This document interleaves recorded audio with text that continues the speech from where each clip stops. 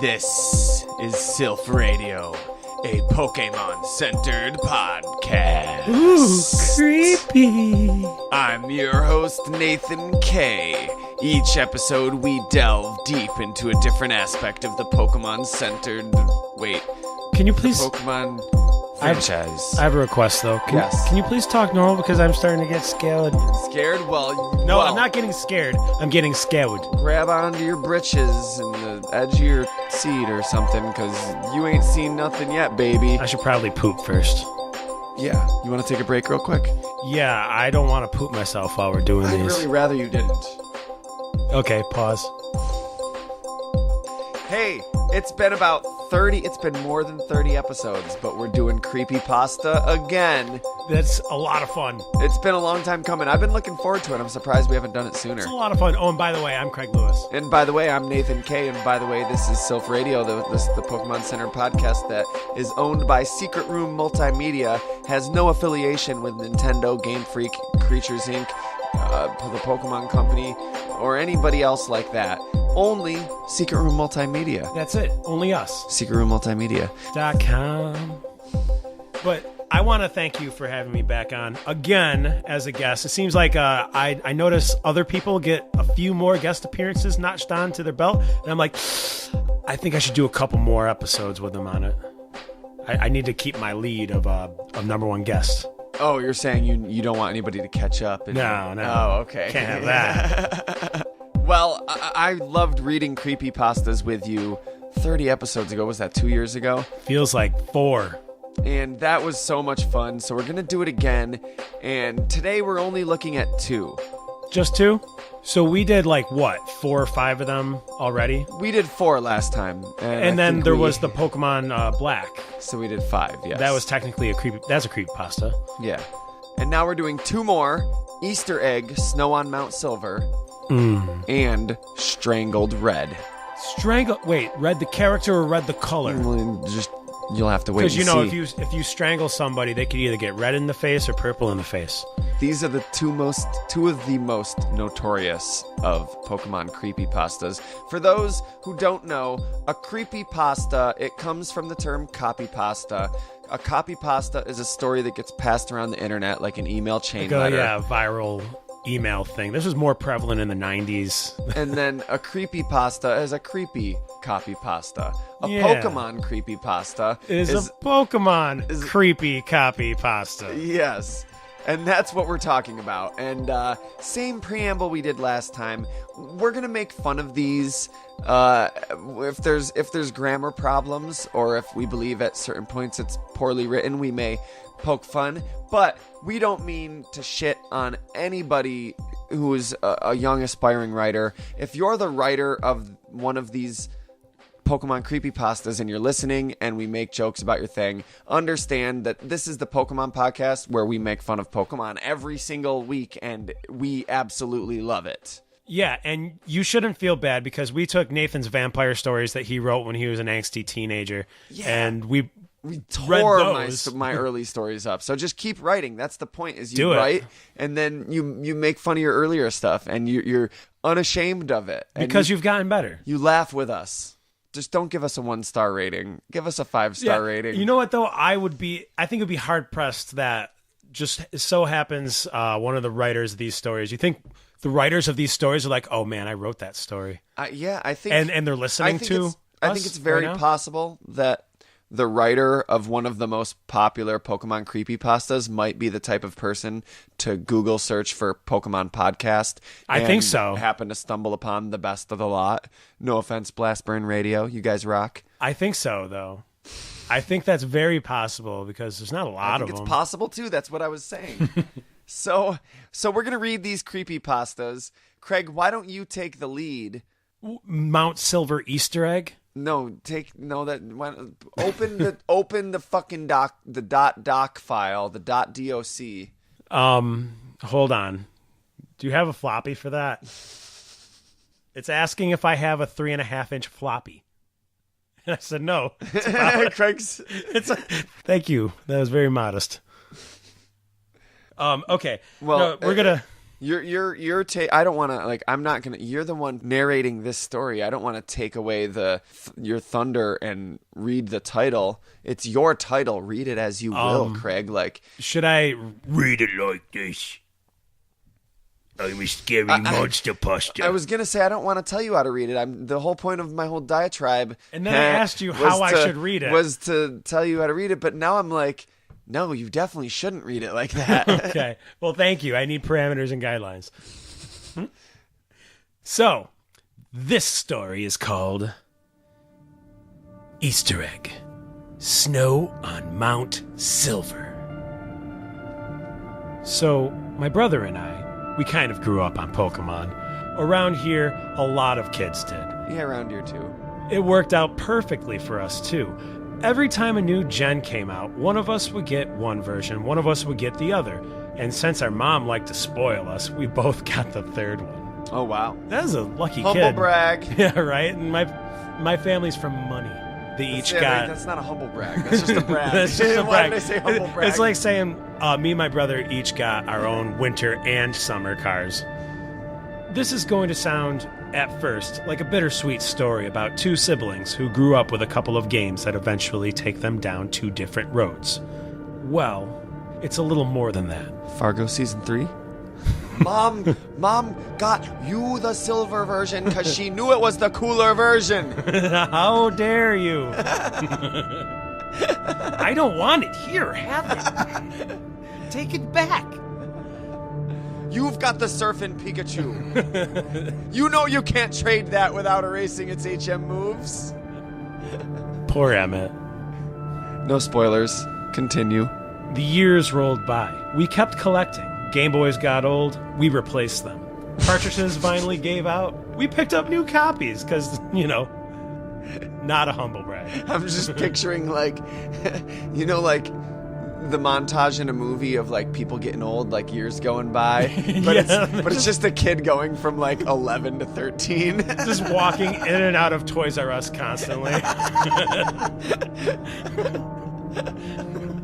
I moved to Ninjago. Moved on. Going down two separate roads, him and his brother. It was like, you gotta get the other Pokemon, but I don't want the other Pokemon. I'm too busy with Ninjago. But we started down two completely different roads before Ruby, Sapphire, and Emerald came out. See, around then, my brother got a Game Shark. Boo. Boo! He's scumbag Greg. We had heard all the hacks and cheats you could do with them, even if we were kind of late to the party, and they sounded awfully cool. With a K. Cool with a K. But not... It's not spelled It's not with a K. spelled that way, but that's what he intended. He wanted to? He wanted to, and then autocorrect kept telling him it's different. After he published it, he was like, motherfucker, I swear I went back and changed it back to a K, you son of a bitch. And then his phone starts talking. It's like, Well, phones back then did talk. They were like, hey, you've reached the Lewis family. We're not in right now, so if you'd like to leave a message. No, but the beep cuts out because they don't realize that they went too long. Are answering machines creepy now? The way, like, film projectors are and stuff? Yeah. Now that you mention it, yeah. You know what's creepy to me? It's disappearing. I don't know if this is a local New York thing or all over the world thing, but when you dial the wrong number and it's like, we have a problem with receiving your call is down. Please hang up the phone and dial again, because, like, somewhere that was recorded and we've been hearing it since the 80s, but now it's starting to disappear and I'm sad and I'm like, I'll never hear her voice again. Yeah, but honestly now, I think it's kind of creepy anytime you call somebody and when the messaging picks up, it's not, you have reached the voicemail box of beep. All right. Anyways, okay, so what we got here so far with this story is they go down two completely different roads, one full of Game Sharks. Our first guinea pig cartridge was my brother's old blue version. We just dicked around with it a little bit. Nothing major. But whatever we did fucked the cartridge up good. I love this. After just a couple of code entries, it glitched out completely and became unplayable. Was this normal with Game Sharks, or is this like a haunted Game Shark? No, your games wouldn't become unplayable. You could kind of fuck them with Game Shark codes, but I'm pretty sure you would just have to start a new game. Like the game, I don't think it would ever damage the game itself. Like, Yeah. like the core programming of the game, just your save file. Naturally, we were upset at first. My brother mourned the loss of his hours of work, and I was sympathetic. I told him, it's okay. We can replace it, I guess. Stupid shark was a waste of money. That's not sympathetic. That's just, I was sympathetic. It doesn't matter. Cheer up, Boy Scout. It's a 13-year-old's idea of sympathetic. If you started going, I wish you would step back from that ledge, that would be sympathetic. I'm only pretty sure that I can't take anymore. It's a different song, same band. Yeah, I was clean the air. If I had it in me better, I would switch over to Jimmy Eat World now, but I wonder how's it gonna be when you won't trade me. Between you and me. Well, I won't share. No. All right. Okay, anyway. But here our paths finally differed. After seeing the mess that it turned the blue version into, I had become opposed to the idea of hacking or cheating any of my games. What can I say? I'm a chick. Wait, I thought these were two brothers. Yeah. Oh, yeah, it's 2017. Just two brothers going with Two game brothers. sharks. And you'll know that they got game sharks. And Yeah. they're putting codes on their feet. And then they're getting followed by old ladies with tennis rackets. Two brothers. Two brothers, that's... One's a chick. What's a chick? I'm a chick. I feel feelings for little pixel critters. Hey, me too, I feel that. Yeah, and you're not a chick, so... I'm a chick. But my brother had taken his game's destruction as personal challenge or something. Like an idiot. I don't think Well, I don't care. How's it gonna be? I don't think he ever played a game after that. We should just do it in the No, tune. we shouldn't. No. I don't think he ever played a game after that, which No wasn't such thing as a hacked bad somehow. idea. So basically, he got Stockholm Syndrome for Game Shark. He didn't play a game after that wasn't hacked somehow. Wow. He didn't even try the He became regular like version first. a super emo kid. He's just like, I only play modded games. If it's not modded, it's not worth my time. So he never played a game that wasn't hacked after that. Yeah, we played a shit ton of Pokemon, man. But for us, there really wasn't much else to do. We lived way out in the country without many other kids, and the farmers didn't want us on their property. I wonder why. So, I bet you those farmers had gotten pissed when Pokemon Go came out. Oh, yeah. So, we played Pokemon out on the lawn just about all day, day. It Red was and blue all day, every day. Uh, I'm 50 Tyson. Red and blue all day, every day. It was pretty Sometimes awesome to yellow. us. And sometimes why? Why is that funny to me? Okay. We lost the Game Shark when our rooms got moved around. A new addition was built onto our house, and it disappeared in the mess of shit that got stuffed into the new closet. Ruby, Sapphire, Emerald arrived, and after playing through them once, we were both in agreement that they were definitely lacking in comparison to the last gen. Yeah, I agree. We both tried another honest playthrough, and though we managed to finish, it left us both yearning for some good old-fashioned nostalgia.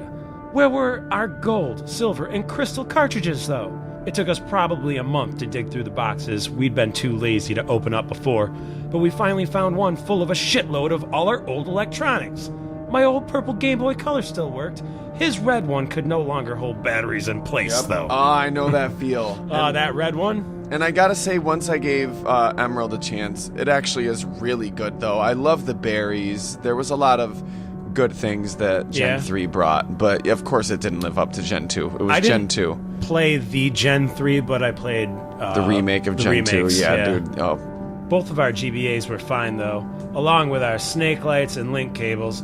That one with the nifty little connector in the middle that I had always wrapped up oh so carefully to avoid fraying the wires and condemning it to the trash like our last cable. We both grabbed up everything we could. It was so nice to have Yellow, which had been my first and most cherished game of any series, not just Pokemon, and Red and Gold back.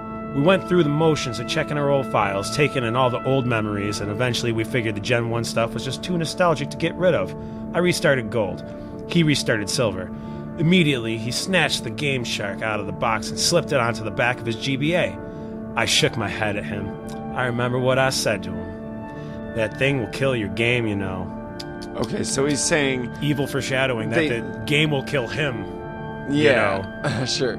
But they were saying, I was a little confused at first. So they didn't want to erase their save files on Red and Blue, but they're like, fuck it, let's start a new game on Gold and Silver. Yeah. And then he reached for the Game Shark, and he's like, nah, dude, bro, don't go down that path, man. Come on, sis, bro, though. He never had liked me preaching to him about abusing pixels. I shut my mouth after that. I love that abusing pixels. It's in like quotes because like it's in air quotes. Hey man, be nice to those Pokemon and stuff. And like his brother's like, dude, it's a fucking game. Shut the fuck up. Jesus Christ. Get out of here. God, if you only knew anything about the diamond trade, Jesus Christ, kid. Right? You're mad about this. Just wait till you see Blood Diamond. I shut my mouth after that, but it had put him off from playing with me. I guess it was just one time too many or something. I ought to know to keep my thoughts to myself, really. ... It was a couple of days later that it happened. I was out on the porch, Game Boy in hand, just about to go into the Elite Four when I realized I needed a little help. My team was ill-balanced, thanks to my playing through for leisure, and at the time, I was no great trainer that could pull off gimmick runs. I knew that my brother had been 2 badges ahead of me when we last checked with one another, so I was hoping maybe he'd let me borrow a Pokemon or 2 just for this run-through. Now the thing is that I'd spent the last 24 hours at a friend's place. I had literally come home, dumped my bag in my room, and crept out into the sun with my GBA to play. And not be able to see the Game Boy... Oh, it's a Game Boy Advance. Never mind. They're fine. He's fine. Right. He's fine. I had no idea what he'd been up to. For all I knew, he was done with the game and onto a new one, which I figured was all the better for me since he wouldn't need these Pokemon and I'd stand a better chance of nicking a few. Nicking? Oh, taking. Beat it. No, I would stand a better chance taking a few of his, nicking them. Okay. So I got up and went into the house, and when I was crossing the living room, I noticed all of his Pokemon games were lying on the floor. What? No. Games on the floor. But I told those damn children to pick up this mess hours ago. I swear to God, you don't know what I go through as a mother. No, we don't, but thank you for buying all the games. Those little shits, I'm gonna grab them so hard. God, those little shits. Those little shits. Some of the cartridges had been mangled, like they'd been hacked at with something sharp. No. Even his old blue version, not blue, long ago dead and too sentimental to throw away, was lying with the plastic cut, ragged, split almost halfway up one side, completely unusable anymore, even if it would have worked. I was a little scared. This had to have happened this morning. Otherwise, our mom would have seen, and they wouldn't be lying on the carpet. Nah, she saw and she was like, fuck this. You know what? I'm going back to being an alcoholic. I'm just going to work drunk. Nope, I'm not going to work. Yeah, I'm going to work. And you know what? I'm going to go drunk again. They'll understand. I went through this shit a couple years ago. Doesn't matter that I'm not a functioning alcoholic. I'm just an alcoholic. Tucking my GBA into my pocket, I crept over to his room and found the door unlocked. Somehow, that was even more concerning. That his door was unlocked. They got their own personal locks on their door. Yeah, well, I get that there's locks, but like only if you're in it, you know? You can lock it from the inside. The kids don't have keys to their rooms, so they can lock their parents out while they're at school. Yeah, no, so I walked in and found my brother sitting on the edge of his bed. His GBA was in pieces on the floor at his feet, smashed to bits. Next to him on the bed was a hammer and our mother's gardening scissors. His face was paler than I had ever seen it, even whiter than the time we'd gone corning? I don't know what corning is. This is some old school country things. ass motherfuckers. They live in the country, so they go shove corn up their asses. They do corning. They get corning. What was the other thing? Nicking. They go nicking and They go corning. And they go nick-a-whiz. lynching and... The last one isn't actually as bad as it sounds.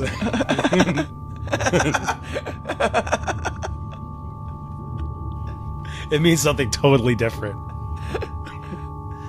So his face was whiter Okay. than the time they'd gone corning? And the old guy up the street, legally blind and a raving nutcase, had come and chased us into the trees with a shotgun. I wouldn't go into the trees if someone had a shotgun. I would run I would definitely my not God. go in the trees. Quiet, he'll think we're birds and leaves. Pidgeotto! Pidgeotto! I could just picture the farmer saying something racist and homosexual and then just mumbling off on his own, saying he'll Homosexual shoot... or homophobic? Homophobic. Oh, Yeah, that's what I meant. Not racist and homosexual. Racist and So not like, homophobic. I'm gonna fuck those N-words so no. hard, they're gonna come in their pants. More like blank words, blank word, mumble, mumble, mumble. Stupid kids. I want to know what happened with that story. Like, Yeah, you're that's a stealing better corn story. from this old blind guy with a shotgun. Okay, see, we're not necessarily saying take everybody's guns away, but maybe the blind guy doesn't need a shotgun. Or you can argue he does because he needs extra protection. It was now I also noticed the Game Shark on the ground and a silver cartridge corner poking from under his bed. Somehow they had been spared the wrath of the hammer. So he didn't... The silver game was he fine. He trashed everything except the silver game and the Game Shark. Yep. Are you okay? I asked. I remember the chills that ran through me. He was my little bro. Seeing him like this was horrifying. It was awful, I remember him rasping. It was awful. I remember him rasping. Keep both parts in. And that, and that, and that. And the way his voice rattled made my knees weak. Oh, God. White everywhere. And then black. That's racist. Yeah. I remember running over and hugging him. Being scared and then hugging him. He probably did look victimized, right? Yeah, he hugs his brother because his brother's freaking out. And I remember his limp arm fell and brushed the Game Boy in my pocket, and his sudden scream right in my ear, making me jump and bite my tongue by accident. He ripped the handheld from my pocket and hurled it at the far wall. Dick! Right? That's mine, dude! I cried out at the dent the plastic system made there. Running over to collect it, the screen had gone dark, and though I feared the worst when I flicked the switch, it powered up normally. I waited there in the corner, trying to pretend the GBA mattered enough not to go and run for our mom. The volume was on. The Pokemon theme started up. And he screamed again, picking up the hammer. This time I screamed too, because, you know, he's coming at you with a hammer. Yeah. What the fuck? Mom! Mom! Bradley's got the hammer again! It's happening again! Dr. Wong said that the medicine would work! Quick, get in the trees! This time I screamed too and ran from the room, my GBA clutched to my chest like a shield. My only friend now. That's my 768 best friends. Wait, Yeah. it was GBA, so that's my 400 best friends. Yeah, 461. Something. He ended up in the psych ward of the hospital for 2 days. When we went to visit him, I left my GBA at home. No one could figure out what had set off his strange manic behavior. There was some talk that I didn't understand at the time about some kind of disorder he may or may not have had. But even though Mom and I had collected and brought in all of the cut-up cartridges to be looked at, Mom's idea, not mine. No one had even thought to tie it back to the game. Maybe that was my fault. Or maybe it's just because that's stupid. Why would you- Don't yeah. blame video games. Your first instinct is haunted game. You know, whoever wrote this doesn't realize that they're writing propaganda for the people that say video games cause violence in our youth. Yeah, stop it. So they're like, this guy went crazy, stabbed a bunch of his games, and then attacked his sister. So let's lock him up. And then you're like, I should have known, of course, later on that it was the video game's fault. And not in some, it turned him crazy, but like it actually paranormally turned him crazy. Well, let's keep reading and find out.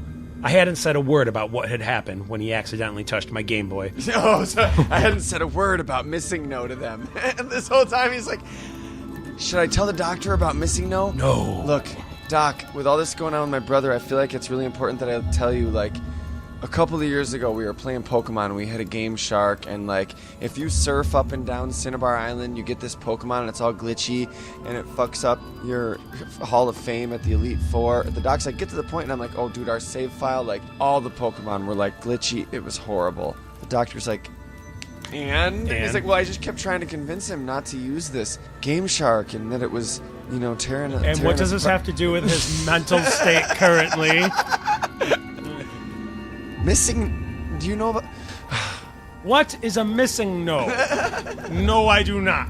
All right, this is gonna be a long talk. This Sit down. boy has a mild case of schizophrenia. So if you use strength on the truck, Everyone knows that. I hadn't said a word about what had happened when he had accidentally touched my Game Boy. or a word about what had happened when he had accidentally touched my. Never mind, Craig. Just keep reading the narrative. Or the blind white terror he had been thrown into when the music had started. On my last visit to the hospital before school on the second day, I was left alone in the room with him while my mom had some private talk with the doctor about precautions to take should this happen again. My mom's always having private talks with the. Never mind. With the doctor. Dad says it's quite normal. In fact, sometimes he's in there with them in their private talks. Okay. I want to hear that story. No, you don't. No, We're we just don't. going corning and nicking.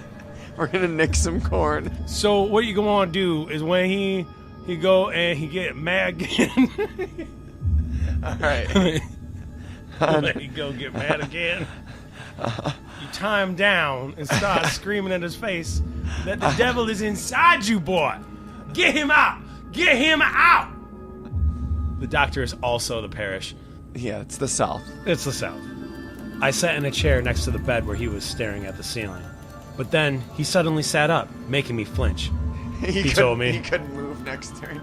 He tried to use a move, but he flinched. He was confused.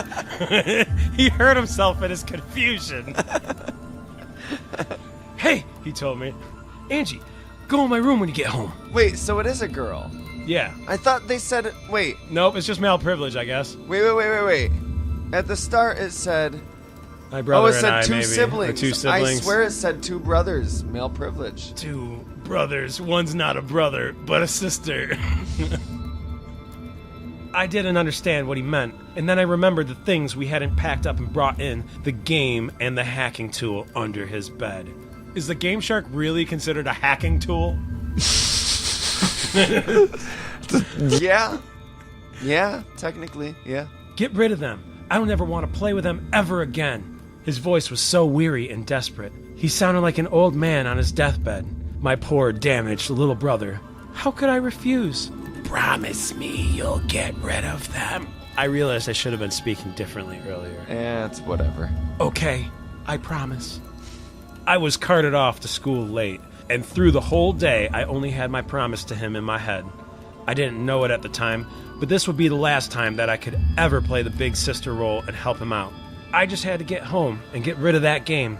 But as the day went on, a sick curiosity started to go through my own head. What could possibly have happened to that game that scared him so badly? I was scared myself, but I just had to know. I had to. I got home and went right into his room, bent on uncovering whatever horror was waiting for me. Mom had since vacuumed up the room, and the cartridge and the Game Shark were no longer visible. I got down and crawled half under the bed, feeling timid, but holding on to the promise I made as my badge of courage. Under the bed, there was enough dust to make me cough, even though Mom just vacuumed. she's like, I'm drunk. Fuck this. I'm not gonna do it on the bed. They do under the bed. I do the rest of the room. I don't want to see what the fuck's under that bed. He locks his door when he goes to school. I'm not even trying to look at what he's hiding down there. I'm their mom, not their friend. Under the bed, there was enough dust to make me cough, enough old Legos and various other toys that I couldn't set my elbow down without it landing on something. But I finally saw both objects. They had been shoved to the corner, on top of a notebook that looked too new to have been down here long. Unthinking, I grabbed the corner of the paper and dragged everything out with me. Still wheezing from the dust, allergies and all. Yeah, I know, allergies fucking suck. Yeah, they do. Fuck. Can you hear it in my voice, or...? Man, Walmart brand allergy medicine has done wonders for me. Honestly, I'm so happy for that stuff, that 24-hour shit. That's that shit. All right, I'll take that into consideration. What are we doing? I don't know. I'm like, all right, thanks for your advice on allergy medicine. Can you read the story, Greg? Let me just, promote somebody else's brand. They looked so innocent, simple toys, and a simple, spiral-bound bunch of papers. When I set Silver version and the Game Shark on the floor, I took a closer look at the notebook. On it were scrawled at least 20 different cheat codes, but one had been scratched out with a Sharpie over where it had initially been drawn in with pen. This was confusing. He had really tried to erase it out. The marker had been pressed to the paper so hard that the ink soaked through most of the pages behind it, almost 2/3 of the way to the cardstock back cover. That's preposterous. But pen has a way of sticking around. I picked up the notebook and tilted it backward in the light, and the reflective surface of the Sharpie revealed the indents that had been left where he'd written. The code was an unintelligible mess of letters and numbers, but the words next to it confused me. Easter egg. Snow on Mount Silver. He said the thing. Ah, that's the title. He did it. She did it. She said the thing. I remember what he had said when I'd found him. He had been raving about white. White and then black? Could he mean snow? Even though it was only August and the temperature was still climbing to 9 degrees every day, a chill ran down my spine. Did I dare? I picked everything up and brought it to my room and laid it out on the carpet in front of me with my own GBA next to it. For a long time, I just stared down at it, and the longer I looked, the more maniacal Lugia's face became on the sticker, like some kind of twisted grin. Like it was daring me to find out what had really happened to my brother. I was a 14-year-old kid. Did I really want to tempt fate and risk ending up like him? I glared down at Lugia for a while longer. Yup, I had to see. Had to do it. I slid gold out of my GBA and stuck silver in its place. It took me almost 15 minutes to compose myself and turn it on. It started up normally. I left the sound on low, too afraid of what I might hear to keep it up the full way. It's a weird way of saying that. It's a very weird way of saying that. Yeah. And curious. It's a creepypasta. I've just been letting the grammar issues slide. But you're grinding your teeth while you're doing I'm like, okay. I have no more cuticles, just bloody, chunks of flesh missing where my cuticles used to be. And I don't really pick at my cuticles. Yeah, but, not anymore at least. Not anymore. And too curious to turn it the whole way off. The title screen was normal, too. Lugia again, but somehow menacing despite my common sense telling me it was exactly the same picture as every other time I had started up the game. Is common senses tingling? I kind of get what he means. Like, sometimes you can see a picture and get a creepy vibe from it, even though it doesn't look any different than it... Yeah. How bad could this be? I'm sorry, she. That's how bad it could be. They. I asked myself. His notes said Easter egg. Didn't that mean that was coding already in the game? The menu came up. Still, absolutely normal. His character was Blake, with a mostly filled Pokedex. But the time was odd. 999 minutes and 99 seconds. I knew he couldn't have been playing that long. I had barely logged 50 hours on my own game, and I was at the E4. And I was playing slowly. Probably the result of his hacking fucking up his file. I thought, well, whatever then. The game started up, and the first thing I noticed was the prolonged black screen. It took almost a minute for anything to change, and there was no sound at all. The hairs on the back of my neck were standing up already, but it was too late to turn back. Finally, a very dim sort of map came onto the screen, but it looked like static. What was going on? I squinted down and realized with a fearsome pang that it was actually the Mount Silver map. But what I thought was static was heavy falling snow. So this was where he had last saved his game. I checked his party, a very normal team for someone who'd been using a Game Shark, Typhlosion, Feral Gator, Meganium, Pidgeot, Tyranitar, Lugia, all level 100 with modded moves, typical for him. Something about the sprites was strange, though. They seemed sullen in a way. The colors seemed washed out, and their expressions lacked the usual vigor they normally had. I chalked this up to missing pixels or something. Also, due to the hacking. The map had brightened up just a smidgen when I closed out of the start menu. Indeed, snow was somehow falling very heavily. Pixels danced across the screen so fast it was hard to see the little sprite that was my brother's character. Something was off about him, too. When I checked the information, it was the same as the Pokemon sprites. The colors were dull, in fact. Now that I thought about it, he almost looked frostbitten. My stomach tightened, and I turned and tried to move back down the mountain. As I hit the bottom of the screen, the words popped up, and there was finally a sound. My sprite hitting an invisible wall. Boom. I can't turn back now. I heard the wall bumping noise. That's how we knew. That's how That's she how knew. I knew. That's how they knew. That's how we knew. We. That's the real progressive pronoun. Just call everybody we. Yeah. Not he, not she, not they. Call them we. It would get a little confusing in France. Yeah, it'll get a little bit confusing everywhere, but hey, unity, man. I'd be like, yo, I saw Craig the other day. We was like, what's up, You were man? doing it with him? That was unsettling. I went into my Pokemon and tried to use Pidgeot's fly ability. For the record, that was in the narrative. That was unsettling. Yeah. He means both my idea to use we as a pronoun and it was in the narrative. In story. I can't fly in this. Obviously referring to the snow. I can't fly in this. Have you ever tried to fly in the snowstorm, kid? Fuck this, I thought, going into his bag. There was an escape rope. I tried using it. I can't go back anymore. What was going on? Once again, I tried to walk back down the mountain. To my horror, the words changed with every attempt. I can't run away. I can't go back down. I can never go back. This last one sent a frigid feeling through my heart. There was no way down the mountain. I had to climb. Turning the little sprite around, I moved him forward, scared out of my mind as if it was the first time I played Resident Evil 2. Just turn the game off. Or you could do that. I mean, you could... now at this point, you're just like Sister of the Year award going on here. No resistance at all, though my walking speed was oddly slow. It was oddly slow, even though they're in snow, so it seems like oddly slow would be appropriate.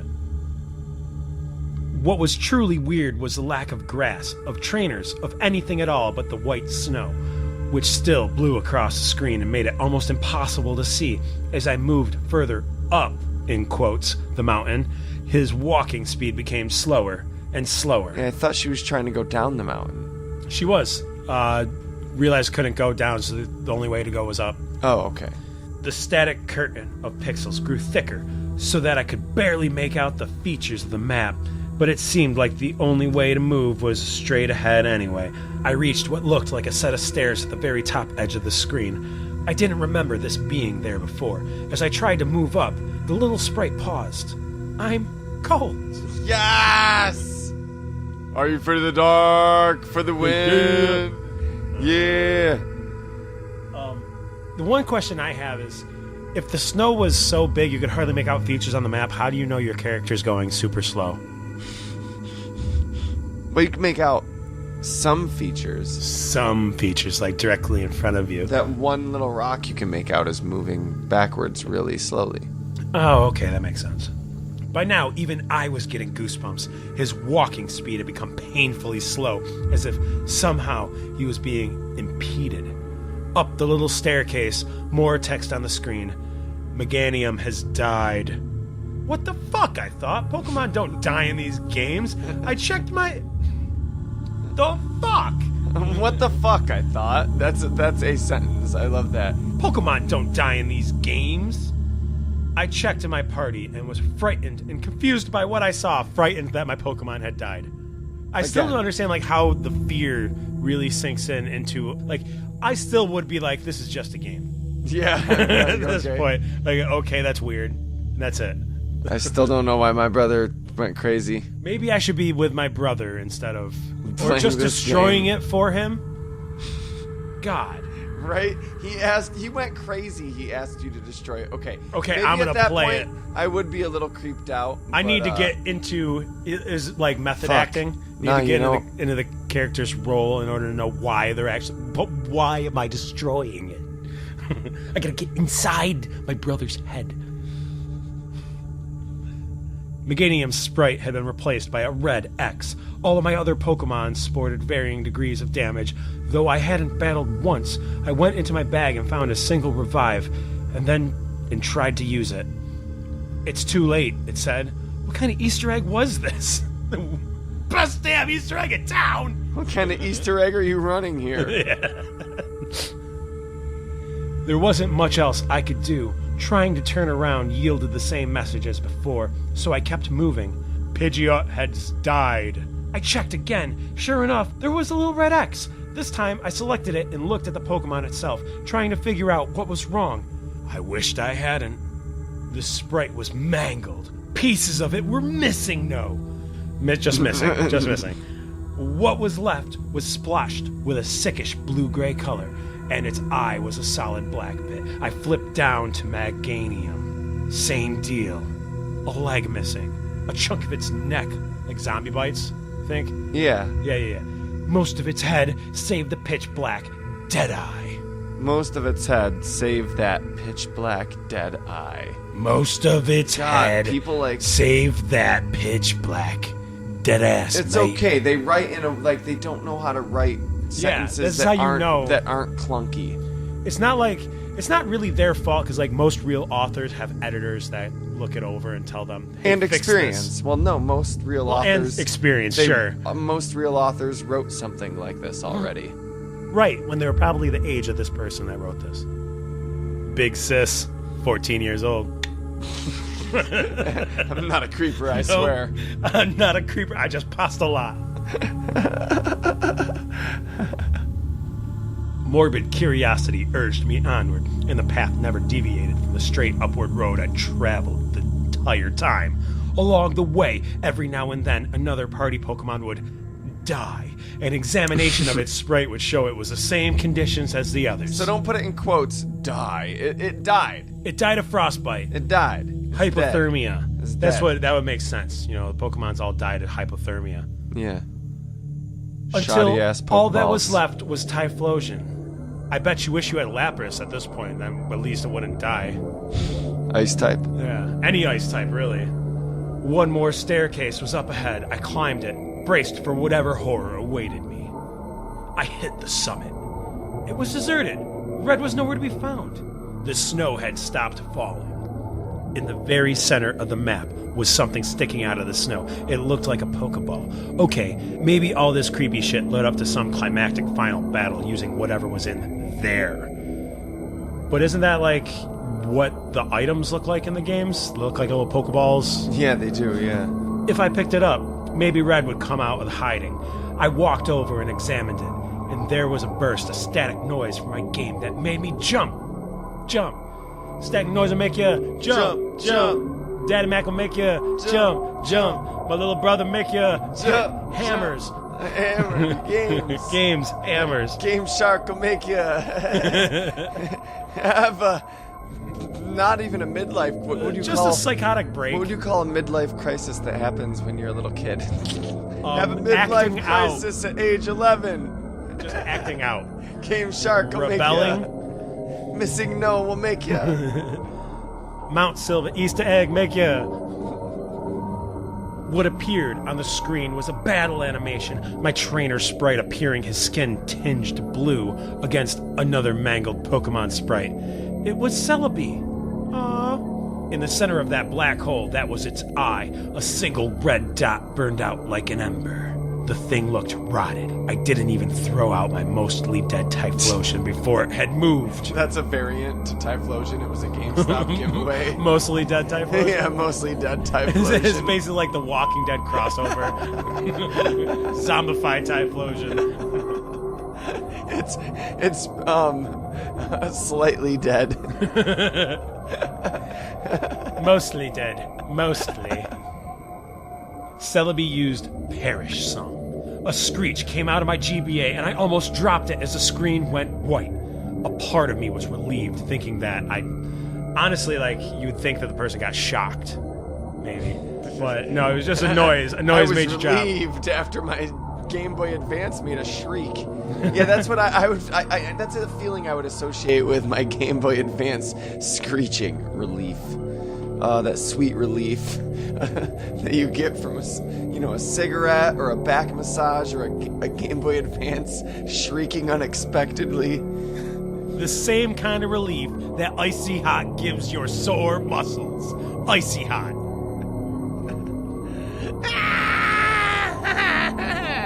Okay, a part of me was relieved, thinking that my final Pokemon had been KO'd and I would be transported to a Pokemon Center. But I was wrong. This is where they missed the opportunity to put dead wrong. Dead wrong. With an emphasis on dead. Because my that's creepy. Reappeared in what looked like a cave. Was I now inside the mountain? No, you died and went to hell. You're in hell now. I checked my trainer card and felt sick. The sprite was just as mauled as the Pokemon had been. And he felt sick. This game is dark. Sick. Why did she feel sick? Because this game is dark. It's just a game. But it's mangled. They're cutesy, bootsy. A leg gone. A single eye remaining. Pitch black and so sad looking. Tears welled up at the corner of your eye or the Pokemon sprites. Of an empty eye socket. That's fucked up. Like, that would be weird. That would make me feel weirded out if, like, the picture, the sprites just started moving and like an animated GIF. Could you still cry? Would tear ducts still pump tears out without eyes? No, probably not. That's the noise they'd make. That's the noise they would make without the eyes? And they'd just be splurting out of the eye. Just like a sprinkler system. Carl! So skeletons can cry.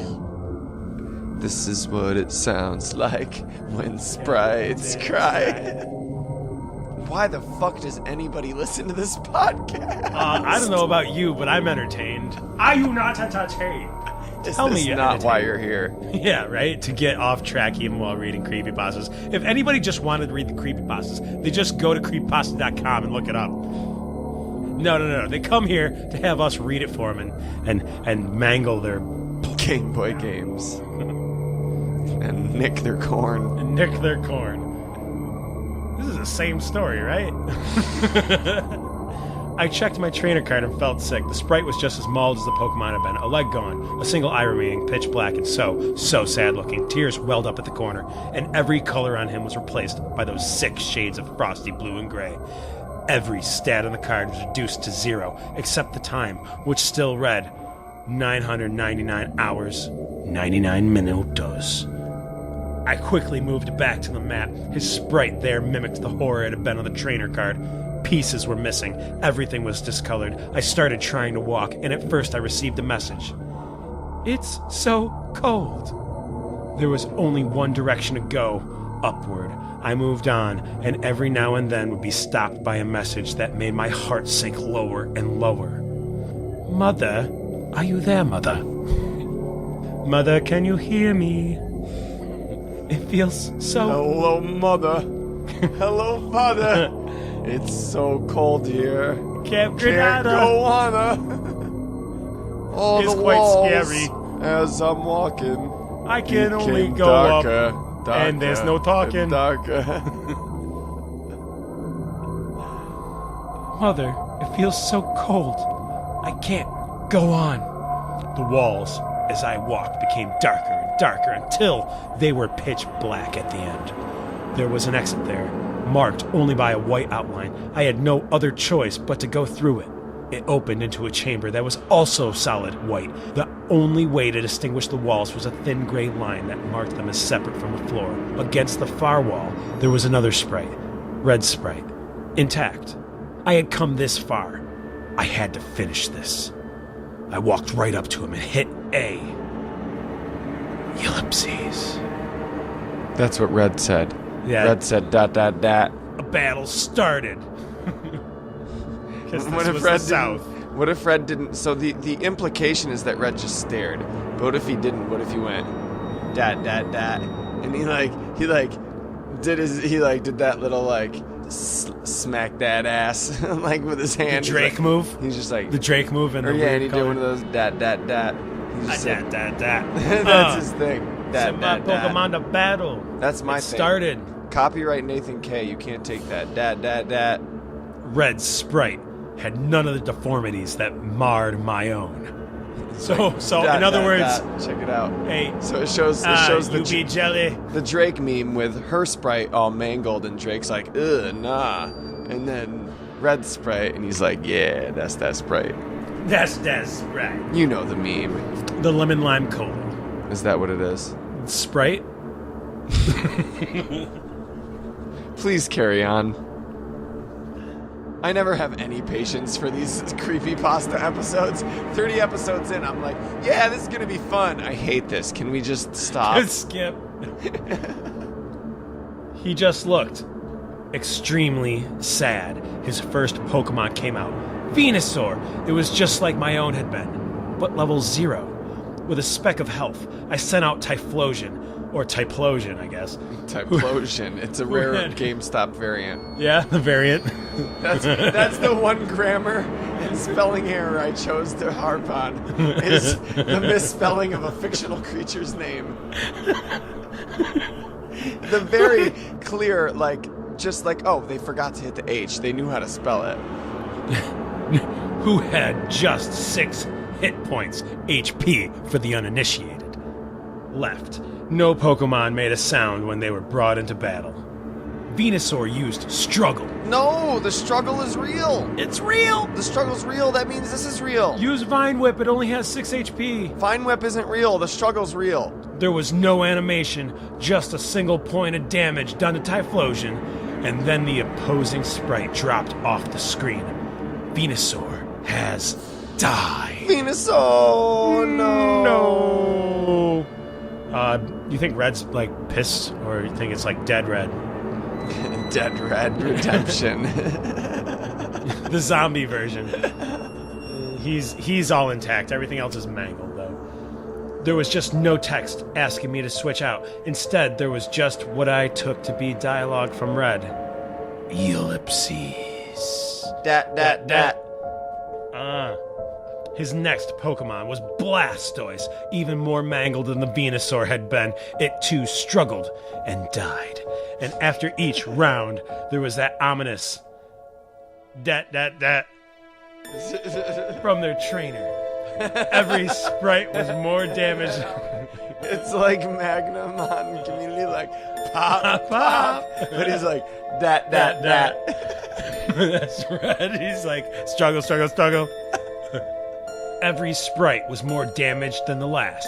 His Espeon was barely distinguishable as a Pokemon. I realized somewhere he was sending them out all out of order, which saved one Pokemon for last. Who's that Pokemon? Pikachu came out. Pikachu. It's Pikachu! It is. And it was grotesque. Ugh. Ew. It, too, was discolored, like it was frostbitten. It was missing an ear, half its body and tail. Red was hungry. I'm sorry. Its head was mostly intact, but its eyes were much larger than they should have been and glared out at me like pitch-black windows into hell. But the thing that got me the most was the giant smile that extended almost all the way to the edges of its head. Its health was somehow at 0, or at least looked that way. My hands were shaking. I didn't get a chance to attack. Pikachu used Pain Split. Pikachu has died. Typhlosion has died. Oh shit. They're all dead. Everyone's dead. Spoiler alert. I don't think I would have been able to foreshadow that one. It cut back to the image of Red's sprite, and now it looked like mine, with his body so butchered it looked like a carcass stripped of most its meat, except it had those same soulless, deranged eyes as Pikachu. Did they say Pikachu's eyes were deranged and soulless? It was implied. Oh, okay. Makes sense. They were all deranged and soulless. The implication was... Just like, maybe I should throw in the name Pikachu again. That gets people's attention people like first. Pikachu. Throw in Pikachu again. Throw Pikachu's name in again. I say, oh yeah, I understood Pikachu. I watch anime. Is this Ash? I finally understood what happened. They were dead. They were dead, and this sub-level of the mountain was the hell they now existed in. Red finally spoke. It's over. Is that Red? It's over. No, Red, give me another chance, Red. I can change. The screen flashed black and white for a moment. Red, I don't want you to just be a part of my past. Red, please. Used Destiny Bond. It's too late for you. I've moved on. I found someone new. Is it blue? Were the Yowie fan art right? Was the Yowie fan art right, Red? Don't lie to me, Red. Was the Yowie fan art right? It's Blue's cousin Gary. No! Smell you later. Does Ash know? This is gonna break Ash's heart. Ash. Ash doesn't need to know. A horrible, hideous screeching started to issue from my GBA. The screen went white and it shrieked at me, and I threw it to the floor and pressed my back against the bed. The horrible noise continued for several long moments while the screen stayed white. Then went black. Then there was silence. It took me a long few moments, but I eventually stood up. I took the Game Shark. I took the notebook. I took the fucking possessed game. Fucking possessed game that was programmed by some sadistic fuck. It wasn't a possessed game. It was a possessed code. Well, the code possessed the game, Craig. Oh, so now it's infected. Don't you give them a hard time, Craig. They worked really hard on this story, Craig. I went over to grab the hammer, looked at my mom, and started going like Angela from Sleepaway Camp. Oh, I've never watched it. Well, you'll see in the end. I know about the end already. The noise that Angela made. Her name was Angela? Yeah. In Sleepaway Camp? Yeah. And I thought that Angie in this story was a boy. Angie. Oh, and it was Angie. Maybe it was the same Angie all along. See, I'm not sexist. I swear to God. It wasn't male privilege. It was female intuition, because, I'm just a chick, too. I swear to God. Because I care about my Pokemon. I swear to God, if we get to the end of it, and it's like, and that's why I started my new life as a camp counselor. I picked them all up and carried them to the garbage can we had already set out for the morning pickup at the end of our long-winded driveway. Winding driveway. Winded podcasters. No, out of the long-winded sentence.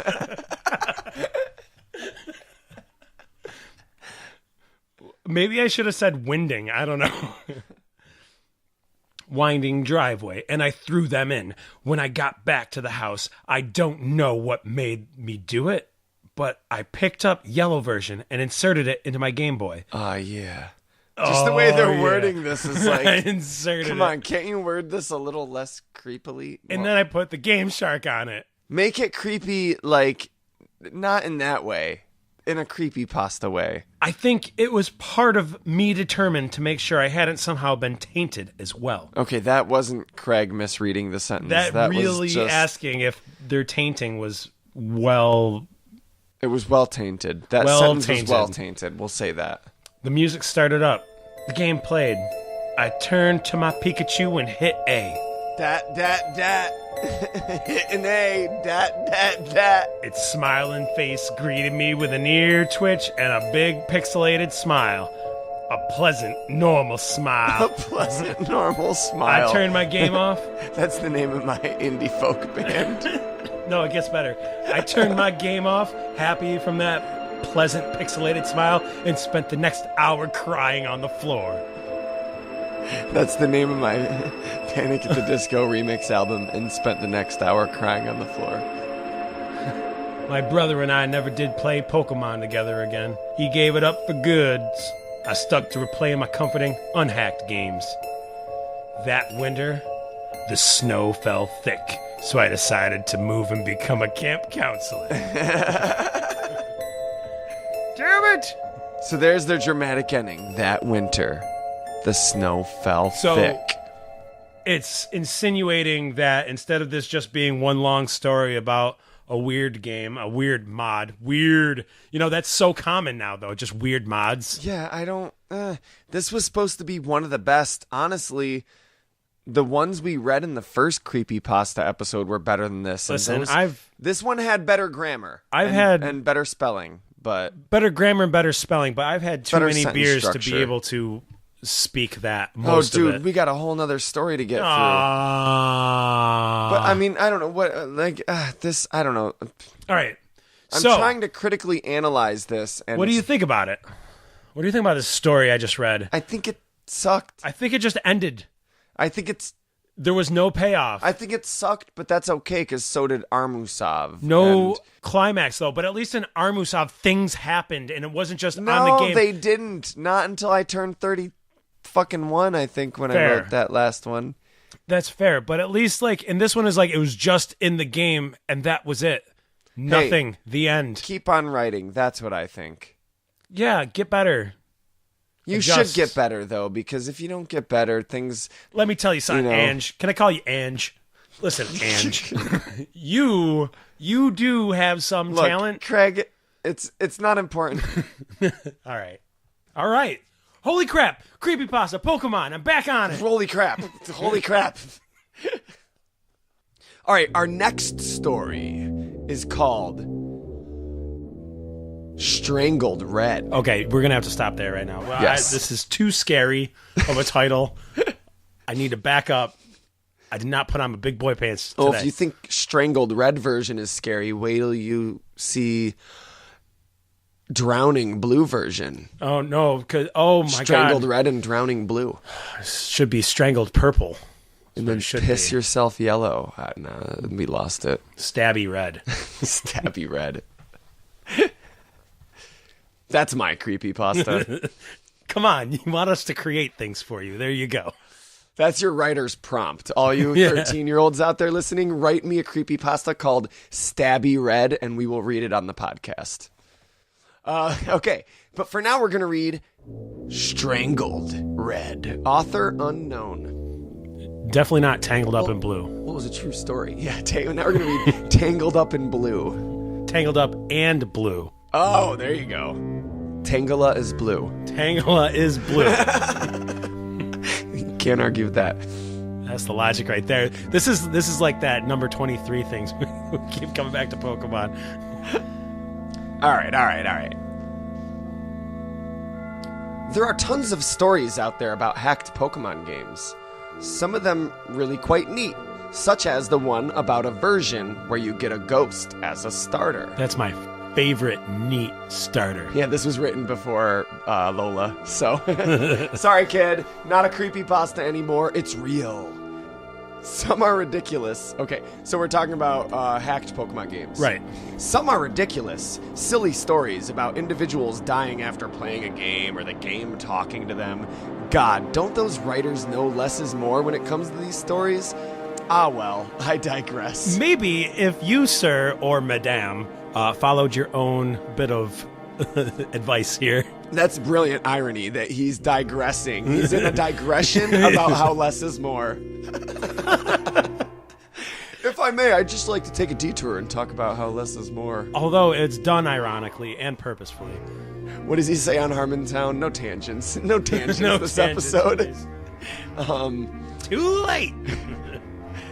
I grew interested in these hacked games that are apparently in any thrift store, on eBay, or handed out by homeless people to random passerby. Okay, is that how it happens? You know what? I think he's deconstructing the creepypasta genre right now. This might be decent. It's pretty poorly written, but I think I see where this kid is going. Oh, okay. It's like it's aware of how bad these stories are. Yeah, he's like, I'm really interested in hacked games, which if you listen to these creepypastas, you can fucking find them at any corner you turn. Apparently. Yeah, because, I've seen plenty of homeless people on a daily basis. Not one of them has ever given me a video game. You know those corner stores? Like, there's some corner stores that just sell, like, beer and cigarettes and food. Yeah. But, like, and ice. But there's some corner stores, usually, like, in the hood, that'll also sell, like, sweaters and do-rags and sometimes, like, glass pipes and Yeah, it'll incense just randomly have different products, random products that they found somewhere. That they're Yeah, selling. not random. They definitely selected the products that are there. Well, to anybody walking into the store, it may seem a bit random. It's not like a coonskin cap, a fucking Quick Draw McGraw cookie jar. What if it was Quick Draw McGraw sings Elvis, signed by both Hannah and Barbara? Okay, is that one or two people? That'd Hannah be Barbera. a strange find at a corner store. It's like, is this a pawn shop? Are you just selling your personal belongings? Are people selling signed copies of this to pawn shops? No, he got that at... Hey, kid, are you going to pick up your mystery gift over here? Hold on. I'm looking at their record collection. It's just the one record. It's just the one. But I'm looking it's it just over. the one. You don't blow up my spot, man. I'm looking it over real nice. He can though. wait. Oh, so the whole point of that tangent was he's sort of inferring, like, you could just go to one of those corner stores and find a hacked Pokemon game, according to, like, what half these creepypasta writers would have you believe. Right. I mean, it makes sense to pick them up at random flea markets or garage sales. eBay. But He said apparently they're available at any thrift store, eBay, handed out by homeless people to random passerbys. Okay, thrift stores, homeless people, yeah, you're not going to find them there. eBay, probably. yeah, There's probably a lot I'm on sure eBay. real life you could find a hacked game on eBay. Yeah, probably plenty. A haunted one? I don't know. Yeah. That'll cost a pretty penny. That'll be a whole different story. Alright, he continues. I didn't have the pleasure of meeting these creepy people. Creepypasta people. I merely found this particular cartridge in a trash bin when the garbage truck backed into my neighbor's dumpster. Oh, so it's even more happenstance that he picked up his copy of the game. So that doesn't make it any better. eBay would have been... if he had said that they're apparently in any thrift store, any old dumpster handed out by homeless people, and then said that I didn't do any of that shit. I just found one on eBay because I was interested in it. I honestly think that would have been better because, like, he's already said, I'm interested in them, and it's bullshit that you can't really find them anywhere. But he's already implicated the fact that his neighbor threw this game out for some reason. And he was snooping through his neighbor's trash. No. It was backed up into his trash, so now it's all his trash. No, it backed... The garbage truck backed into his neighbor's dumpster. Knocking it over into his trash. That's how I'm picturing it. Okay. So it makes it seem like this person isn't a vagrant. And they're just looking through his walking neighbor's by and they're like, oh trash. shit, a Pokemon game. Oh shit, free trash. Don't you guys know GameStop exists? You don't throw games away. Especially Game Boy games. Well, I mean, if you're going to get a nickel for the game. It was a mom, too, yeah. This game is hacked and it's evil, you sadistic fuck. Says the GameStop employee. No. Says the person selling it to the GameStop employee. The GameStop employee goes, okay, then I'll give you 69 cents and a free subscription to Game Informer magazine. Little does she know. Upped it up from a nickel. Little does she know he's charging her $12.99 for the subscription to the Game Informer magazine. Well, yeah. The subscription for Game Informer is free, but it's $12.99 to be a GameStop Pro member. Exactly. Craig, you know too much about this. You didn't work. I've only been out of the GameStop loop for a few years. Yeah, me too. Oh, I never worked there, though. I did. I was just one of those foolish idiots that bought from there. We should do a whole episode on working at GameStop. I wish I remembered half the funny. Like, there were literally, like stage-worthy stories, like, that you could tell, like, in a stand-up comedy routine without adding jokes, like, that happened at Experiences GameStop. Between you and a customer? Yes. Okay. Yes. Oh, my God. Like, every day I would come home to my roommate and be like, dude, you're not even going to believe it. And usually work stories are like, okay, I'll humor you. Tell me about the annoying customer, the thing that didn't make sense, or the way your boss pissed you off. It doesn't interest me at all, but I'll humor you because you're my friend. No, but in reality, you come home, you tell it to Steve, he grabs his guitar, you guys go sit out back while you tell the story, and he plays a little tune to you. No, these ones were legit fucking hilarious. I remember a couple, but I wish I remembered more. Anyway, we need to get back into the story. We're on, paragraph 3? Yeah. He was digging through his neighbor's garbage looking for something. It just listen. The cover was that the trash man backed into the neighbor's garbage, but they didn't bother picking up the neighbor's garbage, so they left it there. So really, I think he was just like, wonder what's in the neighbor's garbage today. Yeah, right. So open the can. That's what makes sense to me. I noticed the game and asked the trash man if I could take it. And Mr. Trash Man, excuse me. I know you already called dibs on this, being it was in this bag here. Hey, you mind if I take this? The trash man's like, fuck, what? One less piece of junk I gotta bring to the dump. Fine. You want the rest of it? He's like, I don't give... Wait, your parents got any whiskey? I think so. I'll trade you for a bottle of whiskey. You got it. Smart trash man. Kid's going, sucker, that's not even my whiskey. Trash man's going, sucker, I was just going to leave it. I noticed the game and asked the trash man if I could take it, and he didn't seem to mind. It was thrown away after all. I, of course, checked with my neighbor to confirm if they actually didn't want it. Did you mean to throw this evil game away? You didn't need to ask the trash man. You should have asked the neighbor. Right. He's just covering his bases, getting all the steps ground. He doesn't want any frivolous lawsuits to later come up behind him about him taking other people's property, because he is down with OPP. Fuck. He is down with OPP. OPP? Yeah, you know me. Yeah.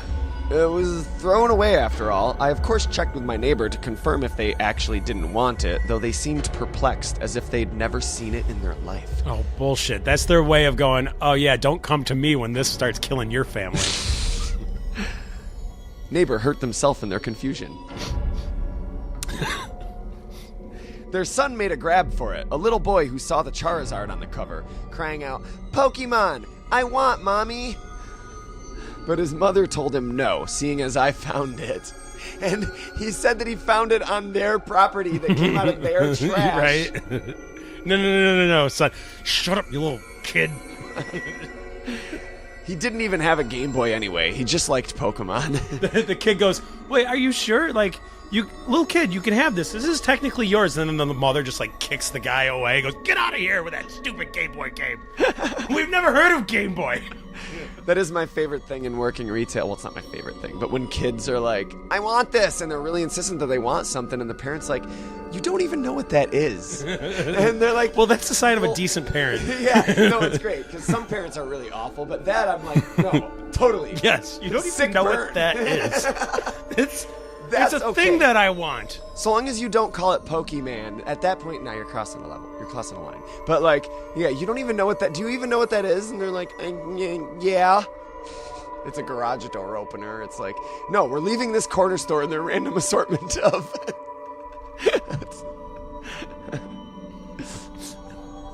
I'm sorry, but back to the vinyl at the corner store. The corner store owner's like, basically, I subscribed to Loot Crate, and Craig, you unsubscribed at the right time. It's starting to get pretty shitty. Oh, good for me.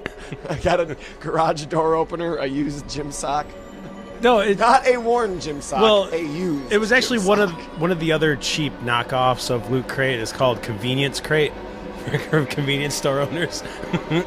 Thinking nothing more, I simply went home, looking at the cartridges sticker on the way. On the way, you're next door. Is this Homer Simpson? Almost there. So far.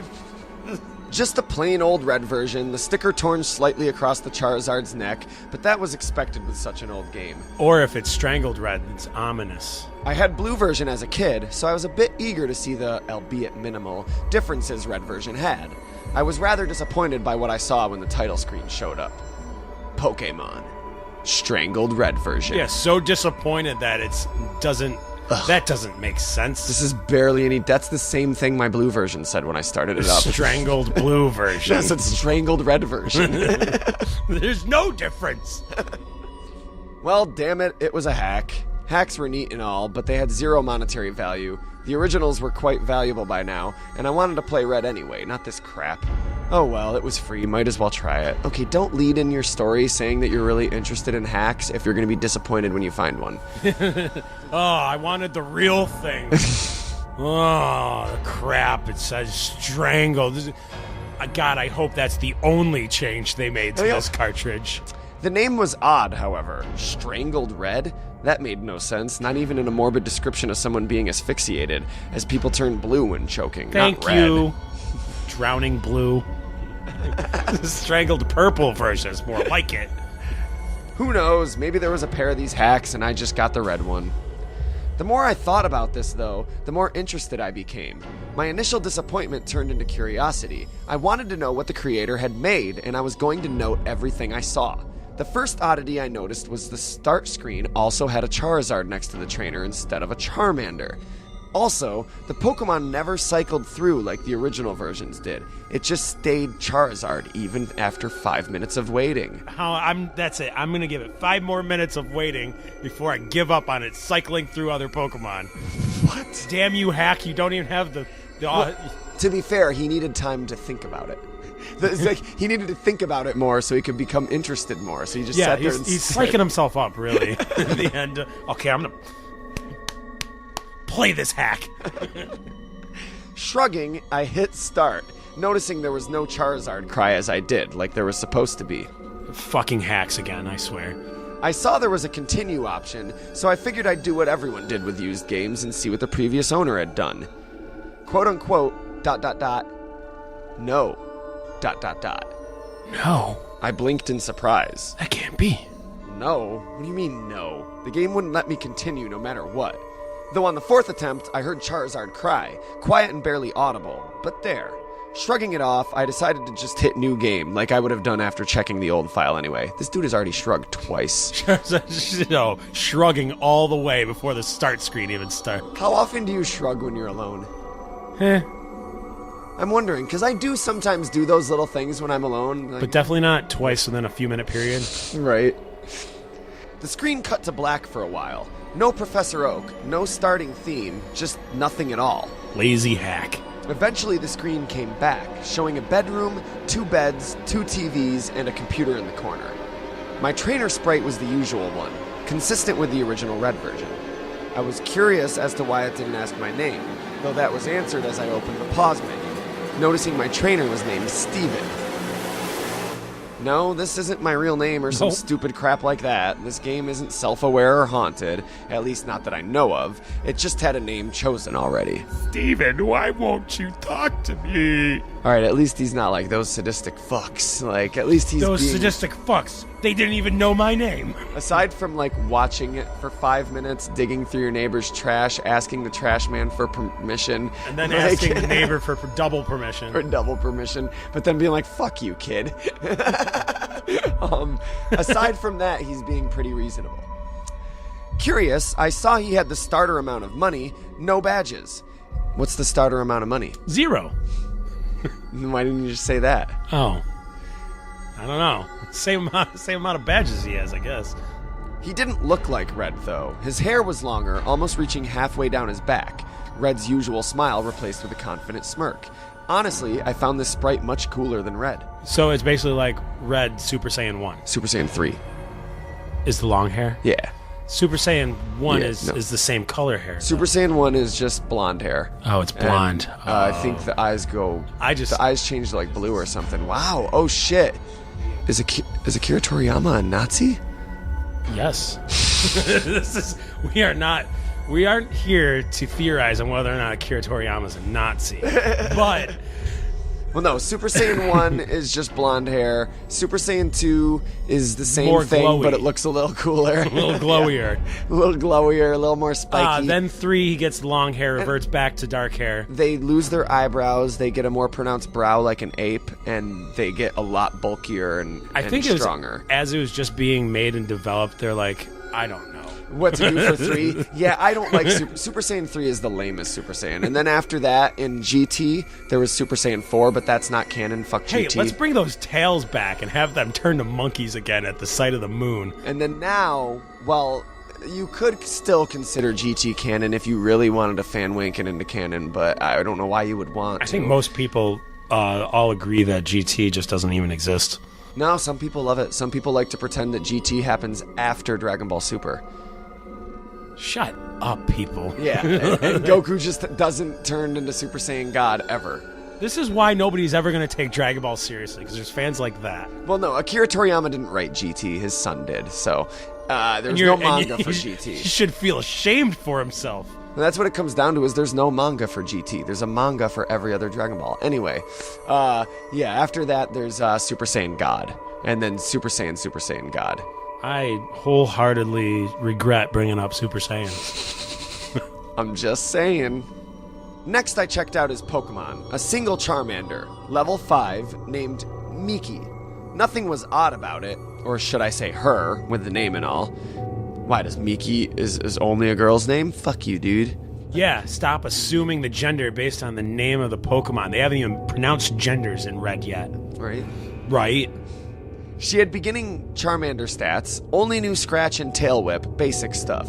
The game seemed relatively normal, so just say what you're trying to say. She was a basic bitch. Don't tap dance around it. I love how... If you want to say it, just say it. I also love how the author spent a full 2 paragraphs talking about how he wasn't going to be long-winded. Several paragraphs later... Oddly enough, though, the cursor didn't blink when I moved it, as the cursor normally would in a Pokemon game. Weirdly enough, this Pokemon had normal moves. Returning to the game, I walked around the room, noticing Steven's long hair was present on the back of my trainer sprite when my back was turned to the camera. I didn't recognize the house, but I descended the stairs to see more. Downstairs was another trainer, who spoke to me the instant I came down. Oh god, are we changing to okay, so now he changes the screenplay format. Really? Really? Okay, so now he changes the screenplay format, and Mike says... You gotta keep it simple. You gotta... Yeah, be like, Mike says, ready yet? And then Steven says, yeah. Dude, all you had to do was be like, ready yet? Mike said, yeah, I said. So it just... Oh, wait. Oh, no. It went to that, what the dialogue box said? It's the dialogue boxes. That's why he's saying that. I'm sorry. I can't... I'm so uninterested that...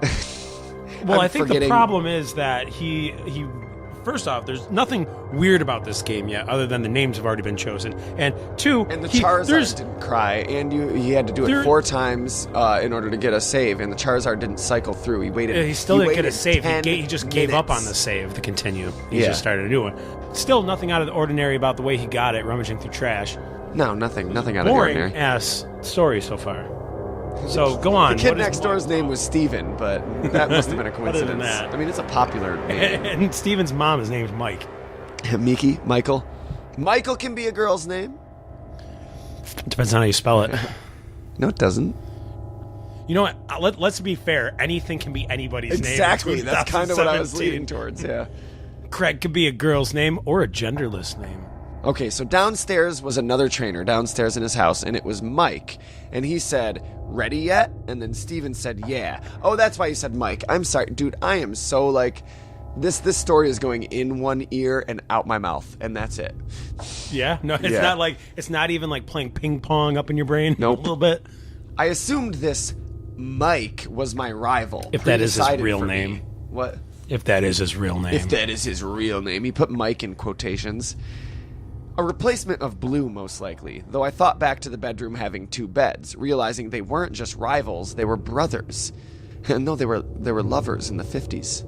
Yeah, I was going to say, they're docking professionals. They talked back and forth. Basic Pokemon dialogue. Arrow, arrow, arrow, arrow. Pika, pika, pika. Balba, balba. Dot, dot, dot. Dot, dot, dot, dot. Basic Creepypasta dialogue, just ellipses. Oh my god. If I was to write a movie based on creepypastas, it would be called Attack of the Ellipses. Ellipses. It should just be called basically, ellipses. It's gonna be a reskinning of that shitty Goosebumps movie. Only it's gonna be, instead of R.L. Stein, it's just gonna be random internet kids writing a creepypasta. Can they all be played by Jack Black though? I mean, Jack Black could be there, but we gotta have, listen, at some point there's gotta be at least 3 characters played by Drake Bell. Jack Black will be the guy on the screen that goes, He didn't say the magic word. It's gonna be the Newman guy. Quick tangent. No tangents tonight, but we'll do one. We've already done 2. I wrote a Pokemon Jurassic Park fanfic when I was a kid, and I wish I still had it so I could read it on this podcast. But it was basically if there was a Jurassic Park in the Pokemon world that had Aerodactyls and Kabutops and Instead Omastars. of the- But those were the only prehistoric Pokemon. And Tyrannitars. at the time. No, those didn't exist Oh, then. they weren't yet. Yeah, so it was just- because you're actually period specific. so there are 3 different Pokemon. Well, 5 if you count each evolutionary form. But I wrote. It was about me, Justin, who's a Silph Radio co-host that hasn't been here in like 20 episodes, Whatever. 30 episodes, and his little sister Corinne at Poke Jurassic Park. Anyway. Dude, it was totally Cretaceous, though. It was so Cretaceous. It was nowhere near Jurassic. I'm going to use that, too. Before the podcast, we were talking about how I'm going to start using Darth Plagueis as, like, a replacement for, like, God damn it, like a doe, an expression of dismay. I'm going to use Darth Plagueis as an expression of dismay, and I'm going to use Cretaceous as an expression of awesomeness. Like, dude, it was so Cretaceous. That was Cretaceous. Yeah, where people be like, It was so Cretaceous they could make a theme park out of it. hey, here's $20, and I'll be like, Cretaceous. Instead Hell of Bodacious. I want this to spread. Outrageous. So everybody start using it. Darth Plagueis and Cretaceous. They rhyme too, and it's totally coincidental. Or is it? It's not. You sadistic fuck. Okay. I assumed this sadistic Dude, fuck totally, Mike was my rival. totally not Cretaceous of you. They talk back and forth, basic Pokemon dialogue, become a Pokemaster, catch them all, stuff like that, before having a little argument over which is better, Charmander or Squirtle. Of course, my boy Bulbasaur gets left out. Of course. Which of course led to the introduction battle, like the one versus Blue in the lab. Simple enough, scratch, tackle, till I won purely for having the first turn. I took note of how much better Steven's sprite looked in combat than Red's. A different pose, his hair looking like it was blowing in the wind, a brief minor upgrade, but still, much nicer. I can just picture it being like a photo of Mark Paul Gosselaar from Saved by the Bell. A different pose, his hair like it was blowing in the wind, eyes like an invitation to the soul. She's like the wind. What's that, Yes!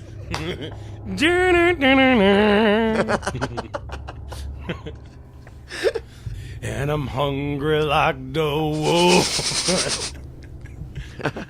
You put Squirtle out against Charmander now, and I'm hungry like... After taking the game to the bathroom with me for a few moments, I continued the game. Okay, I added that part. Never mind. I left the house after some more banter with my quote-unquote brother. We know they were lovers, and they were pretending to be brothers because it was the 50s. Stepping out to the Pallet Town theme. Was it the 50s? Well, no idea, because they had 2 beds in the same room. I don't know. Because, yeah, But he brother put it lovers. in quotes again, so... Or maybe it's because Mike had done Steven wrong in the past, and he's like, brother... I have no quote-unquote brother. Oh, that could be it.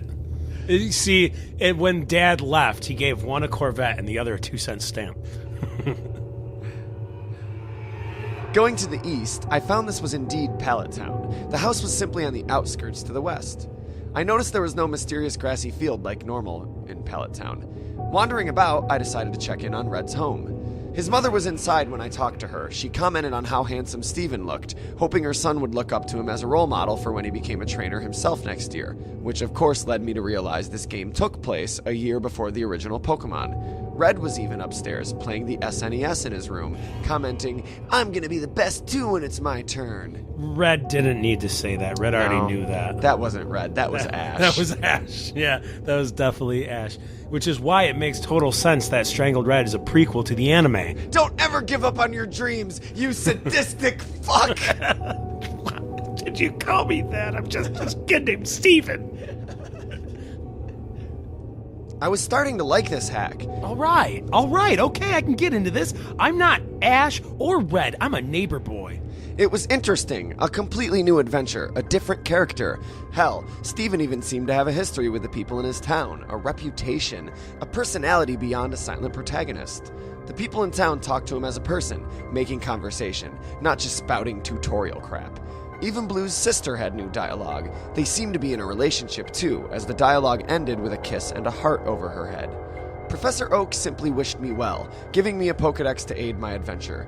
He wasn't giving it to me to be the reason behind the adventure like every other Pokemon game out there. He gave it to me out of kindness, something to help me on my way, a gift. Like any other Pokemon game out there. So we know this is a prequel because it's before Professor Oak had got old, jaded, and senile. And then as the trainer left and he stepped into the tall grass, Professor Oak ran up and he was like, wait! Are you a boy or a girl? My name's Steven. No, I always meant to, before you left, I no disrespect, No, like, what do you identify as? I just want to know what pronoun to use. I'm not trying to identify as Steven. We give Professor Oak so much crap for that. We're like, dude, you can't ask people that. Maybe Professor Oak was really just an old dude that was like, no, dude, come on, I'm just trying to be, I want to know what pronoun to use. I want to be respectful of your, come on. Just saying, if everybody else in the world were this direct and blunt, there would not be any need for the sketch version of It's Pat. Just saying, which would be the name of this episode if it was a Fair Point episode. Just saying, there is no need for It's Pat. There is no need. There is no need for It's Pat. It's Do funny you too. have any idea how embarrassed I was? Okay. Trying to show somebody how good old school Saturday Night Live was, and then you see that as kind of cringeworthy. No. There's a person that I interact with on a regular basis who is very gender ambiguous, androgynous, and yes, we're like, just out of curiosity's sake, like, what? I wonder what. Are they a boy or a girl, or do they? We don't care. Like, that's their business. But sometimes you can't help but be curious when you interact with somebody. Right, but you gotta be careful day. because regardless if it's just curiosity or you do care, it's gonna come off as if you care. Yeah. So we were just really curious about it, and I was like, let me find out. I'll just be like, oh yeah, what was your name again? So I was like, oh yeah, what was your name again? And they were like, Bobby, and I was like, oh, awesome. So Craig, as in short for Robert, or spelled with an I? So you have no idea how embarrassed I was when I accidentally called them Pat.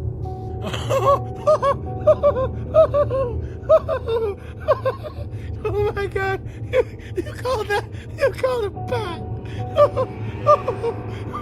I was like, I tried to play it off like I said something else and they didn't hear it. I felt so bad. I felt so fucking bad. Oh God. I'm not. It's not funny. It's not. I feel bad for the person, but I'm laughing hilariously at the situation it put you in. Why don't you feel bad for me, Craig? Why don't you feel bad for me, Craig? Because you brought this on yourself. No, dead ass serious though. I felt so bad, and I didn't say anything. That would only made it worse, of course. But that was. Thank you for this. I'm glad we did this today. Because listen, this could also be solved with another Futurama quote here, Schlee or Schlim. Well, I think we talk. We're not having the pronoun discussion right now. They is the only gender neutral pronoun I would use. I'm not going to call. Unfortunately, when you say they or you're generally thinking about multiple people, so that's where the problem comes in. There needs to be a better gender neutral singular pronoun. It can work. Who the fuck cares? I just think, who the fuck cares? Be respectful. Just be respectful. And that's on everybody's fucking side. I legit thought you were just going to this thing where you're because you didn't want to give me a chance. You were making an example. This is not a transphobic thing, because I'm absolutely not. A lot of my best friends are transgender, and when somebody says that, it means that they're generally not. means that they are. That there's no way that they could possibly be prejudiced. Not in a life. Not it's at impossible. all. They have friends like that. They know somebody going through that, and they thought, hey, you could be my token. No, but for real, I was obviously saying that facetiously. No, it's not a transphobic thing. I'm honestly who gives a fuck about pronouns? I agree with the whole gender identity fluidity thing. If you've listened to the podcast, you've heard several times the Silph Radio stance. So there's a whole episode about it, episode 20. Check it out. But the pronoun thing, I think everybody gets a little too hung up on, if I can be honest. If somebody's not being disrespectful, let it go. And if you're not gonna try to honor what someone else wants, then you're being a dick. Yeah, if they say, please call me this, and then you purposely don't. Yeah, but if you slip That's up different. because every single one of their Facebook posts is about being trans, so you accidentally slip up because you're aware of the fact that they're trans because they're always reminding you, big deal. Let it go. You slipped up. Oh well. If you're refusing to be respectful and you're like, no, I'm gonna call that girl he. Like, nah, that's a girl, and I'm gonna call it a he. like, look. So, fourth tangent done and out of the way. Silph Back Radio. to the Creepypasta. This is what I'm like on one beer. I haven't been drinking in a long time, so this is what I'm like on one beer now. Welcome back to Silph Radio, You should guys. see him after 5. That's when he puts out. I think there's Two-star ratings. Here we come. Stop lecturing us on transgender. Listen, do what you want, person. Other humans out there listening, in the end, do what you want. Just try not to be a dick about it. Yeah, just don't be a dick unless you wait. And if that's you're- transphobic. and if no, you're- be a dick if you want to be a dick. Okay, That's cool. Okay, don't be a jerk about it. See? Don't But I'm be- acknowledging okay, and I'm trying to correct myself.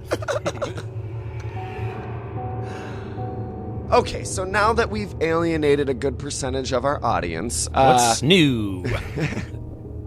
Professor Oak wished him well, gave them a Pokedex to aid their adventure. Okay, I was liking this more and more with each second. The game seemed to have an actual story now. What? No, it doesn't. Neither does this creepypasta. I was somebody. I'm a somebody, Ma. Look at me. I'm Steven. I'm going to be a star. Burbank City, here I come. Look at me go, Ma. I'm on a trail to success. I was somebody, not just a cookie-cutter protagonist anyone could be, not some blank sheet that could be replaced without notice. Hey, fuck you, kid. That's one of the things I liked about the original Pokemon games was they allowed you to just be yourself in this sandbox. Anyway, Also, kind of seems like this dialogue could have been also used in American Psycho at some point. Not just some cookie-cutter story. I was wait. somebody killing homeless dogs. the story was different, though the actual gameplay remained unchanged. I went north like I was supposed to, went from town to town, collected badges, received the praise of the leaders. Steven's fame even seemed to spread, as some NPCs would talk like they knew him. Behind his back, of course. You guys talk like you know me. You don't know me. You don't know me. No, that's Steven, the super cute guy with Okay, long hair. maybe you know me. I'm sorry. I'm not good with faces. Carries around Pokeballs, has a Pokedex. I used Miki for every battle, and she was growing surprisingly fast. She handled Brock with ease. To be fair. Well, no, I guess the point is fire against a rock. Oh, I was going a totally different I direction. know you were. Even pounded Misty with, okay, I swear to God I did not make that up. That is in the fucking fanfic. Even pounded Misty with no trouble at all. Okay. Yeah, if you don't think of it no as jokes, a dirty, no dirty jokes, old no man, jokes. then it could just be a normal sentence of him defeating her. She wasn't as adversely affected by super effective attacks as others. Did more damage than a regular Charmander. She was a veritable powerhouse. Oh, Miki was. Okay. Yeah, I thought they were talking about Misty as well. Yeah, they're confusing me with all these gender pronouns. She even became a Charizard at the mere level of 25. No, but seriously, at this point, Pokemon were genderless. 25. Not bad at all, I must say. But one level earlier, and she still would have been a Christmas cake. The thing started to get weird, though, as soon as I reached Lavender Town. I know. Lavender Town is the focus behind every creepy story and the like. Every single one, not just Pokemon ones. Yeah, even non-Pokemon ones. They're always like, hey, did you hear that crying Marowak out there? I was camping last weekend. Bert Creepy. saw a crying Marowak. Of course, couldn't see it without them Silph scope eyes. Lavender Town is the focus behind every creepy story, but it was the only place that was noticeably different. There was no Team Rocket invasion, which I found odd, though I did why did you find it odd? It's a year before Red. Though I did remember this was a year in the past, so the invasion wouldn't occur until Red's time. Okay. I tried to enter Pokemon Tower, aiming to get a Ghastly, but that's when it go odd. But that's when it got odd. You're using the word odd too much. If you bring up oddish, I swear to God. I swear to odd. That's when it got odd-ish. A little. All right, I guess we're doing dialogue box now. Steven says, I have no reason to be here, ... Hey, no, Steven, no! Put the gun down, Steven! Steven, you've been going for your star. You still haven't made it to the city. I wish you would step back from that ledge, Steven. It's a tower. Nice try. You could cut trees along the path when you get that HM. And if you do not want to keep reading this, I will understand. Yes, I understand. Third Eye Blind is great. Yeah, they don't have typos in their songs, though. And when the plane came in, she said, okay, Steven wouldn't go into Pokemon Tower no matter what I did. This was weird. I mean, hell, no, it's not weird. That happens in RPGs. I wouldn't think it was weird. I would think, what do I need to do in the game? Anyway, we did these tangents last episode. In a normal game, you'd be like, oh, I can't go into here. Either I'm missing an item or I just can't go into here because it is not. Okay, he has no reason to be there. So what? Okay, so there must be something else I'm supposed to do before I can go in there. No, it's impossible. There's no the reason why you should be allowed to go in there is because there's not an NPC telling you can't go in here at this time. Right. I mean, hell, there are a million places in Kanto you really have no need to be. Little random houses with nothing but children and PCs, for example. Not gonna make a joke. Why was it here that Steven wouldn't enter? With a shrug, again with the shrugging. What's with the shrugging? I shrugged. The writer is like, he shrugged. This is a perfect time. He's a shrugger. This is a perfect time for me to shrug if I do so say so myself. I wrote down, I shrugged. With a shrug, I figured I wouldn't need a Ghastly.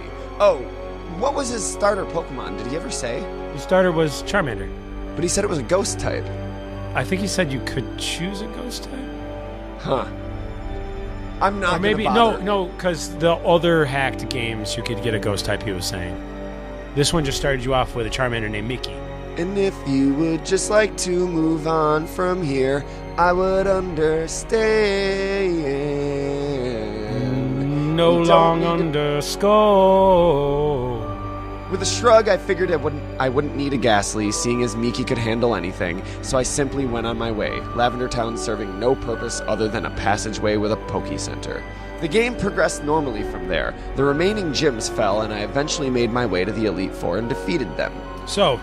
So far, the only creepy part of this game is the fact that you couldn't get into the creepy place of the game. This dude's like, explicit detail, explicit detail, explicit detail, and then Lavender Town to Elite Four is just like, yeah, nothing to note there. Right. He said he wasn't going to be long-winded. 7 hours of gameplay there, like nothing much to note. Nope, not at all. But I still think it's funny that the only thing creepy about this is the lack of creepiness. Yeah. The game progressed normally from there. The remaining gyms fell, and I eventually... As with Blue, my brother Mike was there before me, initiating the championship battle, which Miki swept with ease.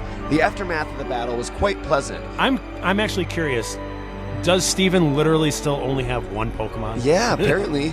He didn't even need the Ghastly. His Charmander's just a beast.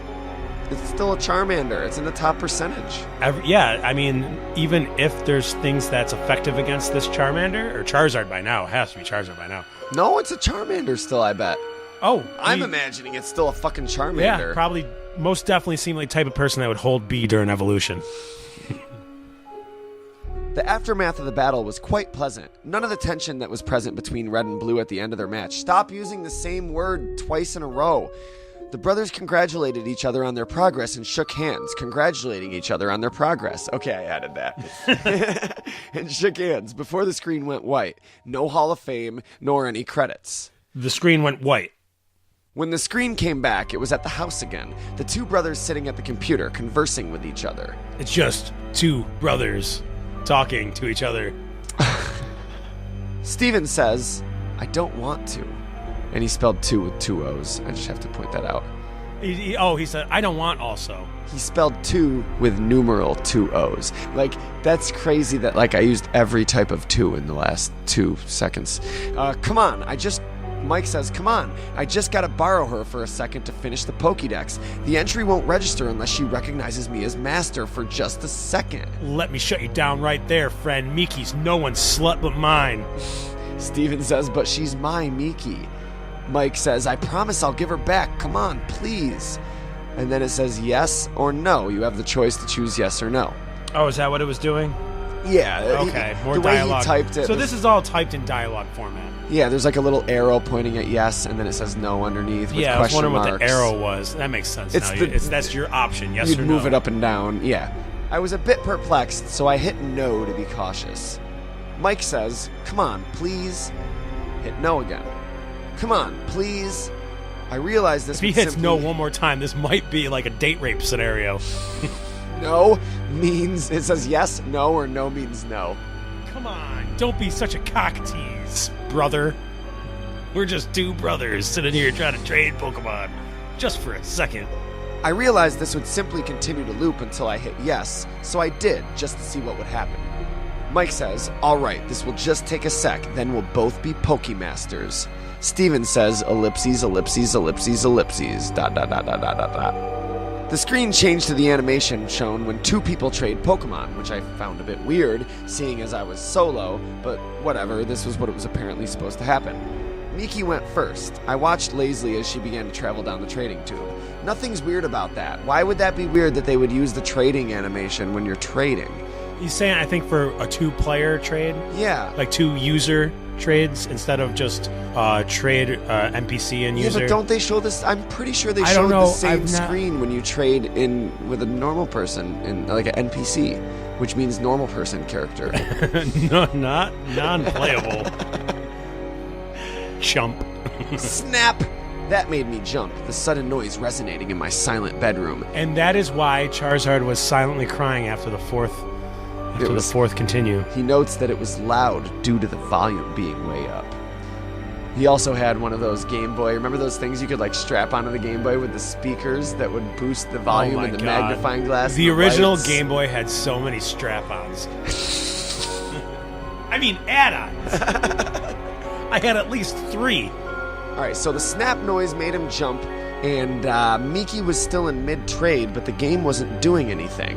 Oh, shit, sorry, froze. Can't trade you, brah. No, that's great. Then you just turn it off and you each have a Miki. Like, that was the trick back in the day. Is that a trick? Yeah, you turn the game off while, like, mid-trade, and you both keep your Pokemon. Well, now they're going to do that, and instead, the Miki's going to be in some sort of vacuous hell in between. The real Miki, they each just have, like, a doppelganger, and the real Miki's in limbo. Yeah. It's not acting like my normal Miki. With a sigh, I just turned off the game, wondering when my last save was. When the game turned back on, I stared for a moment at the start screen. There was no Charizard next to the trainer. Upon pressing start, I saw that the new game option was absent, leaving only continue. This was strange, to say the least, so I selected it. This was strange, to say the least. Yeah, it was strange, it was odd, we get it. To say the least. What do you mean, to say the least? No, to say the most, it was strange. To say the least, it was unremarkable. Unconventional. Yeah, no, unremarkable at all. To say the least, it was unnoticeable. To say the least, this was barely a speck. To say the least, I just kept pressing A because I'm sick of waiting for the intro. It says Nintendo, it says Game Freak, it shows the Pokemon screen, shows Red and his Charizard, it says continue new game. I just kept pressing A. I want to know what the difference is between the first time he started the game up versus any other time he started the game up and was actually able to continue. Well, let's find out. Let's find out. So I selected it, the game starting without even showing my stats as usual. My jaw dropped at what I was greeted with. What? 1 year later. I'm assuming that's what it said in the game, and it's not just like he's cutting to a year later after the Creepypasta. I was a year over later. Pokemon. I'm 17 now. It was cool when I was 16. The Lavender Town theme came first, playing its normal way, the screen slowly fading in from blackness. Steven was in the Pokemon Tower, which made the music even stranger, seeing as the tower had its own theme. He was standing in front of a tombstone, not doing anything. Well, to be fair, that's what any sprite does in this game when they're standing still. Wondering what was going on, I pressed A. And Steven says, ellipses. Confused, I tried walking, realizing I was indeed in control at the moment. I brought up the pause menu and checked my party. Miki was gone. Not just Miki, all Pokemon. You get nothing! So he did catch other Pokemon. He did. He had nothing. The Pokedex was absent from the menu. His bag was empty. Honestly concerned now, I checked his trainer card. He's concerned. Now he's concerned. It was fine when it wasn't affecting him.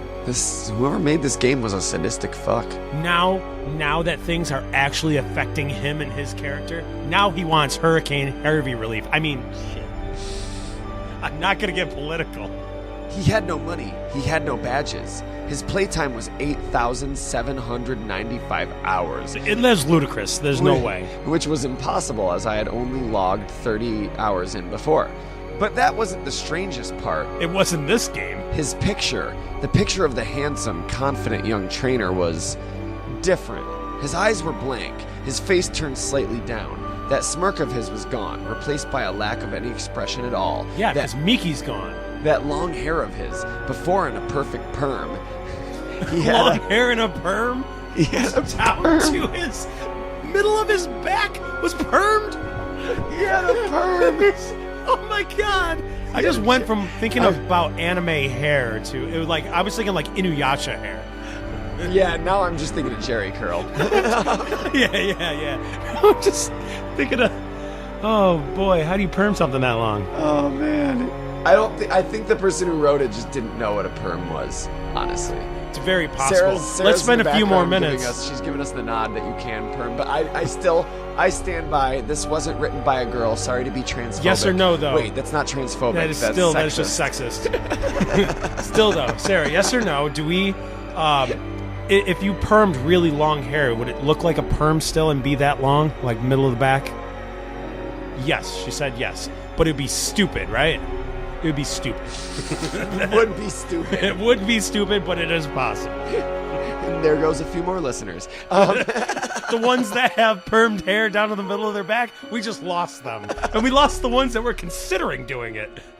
Hey, It's not stupid, you animals. Cassidy from Butch and Cassidy, the Team Rocket duo, just unsubscribed. You know, people spend a lot of their life trying to straighten curly hair. Why are we trying to curl straight hair? Dude, I can't be transphobic. James is my favorite character.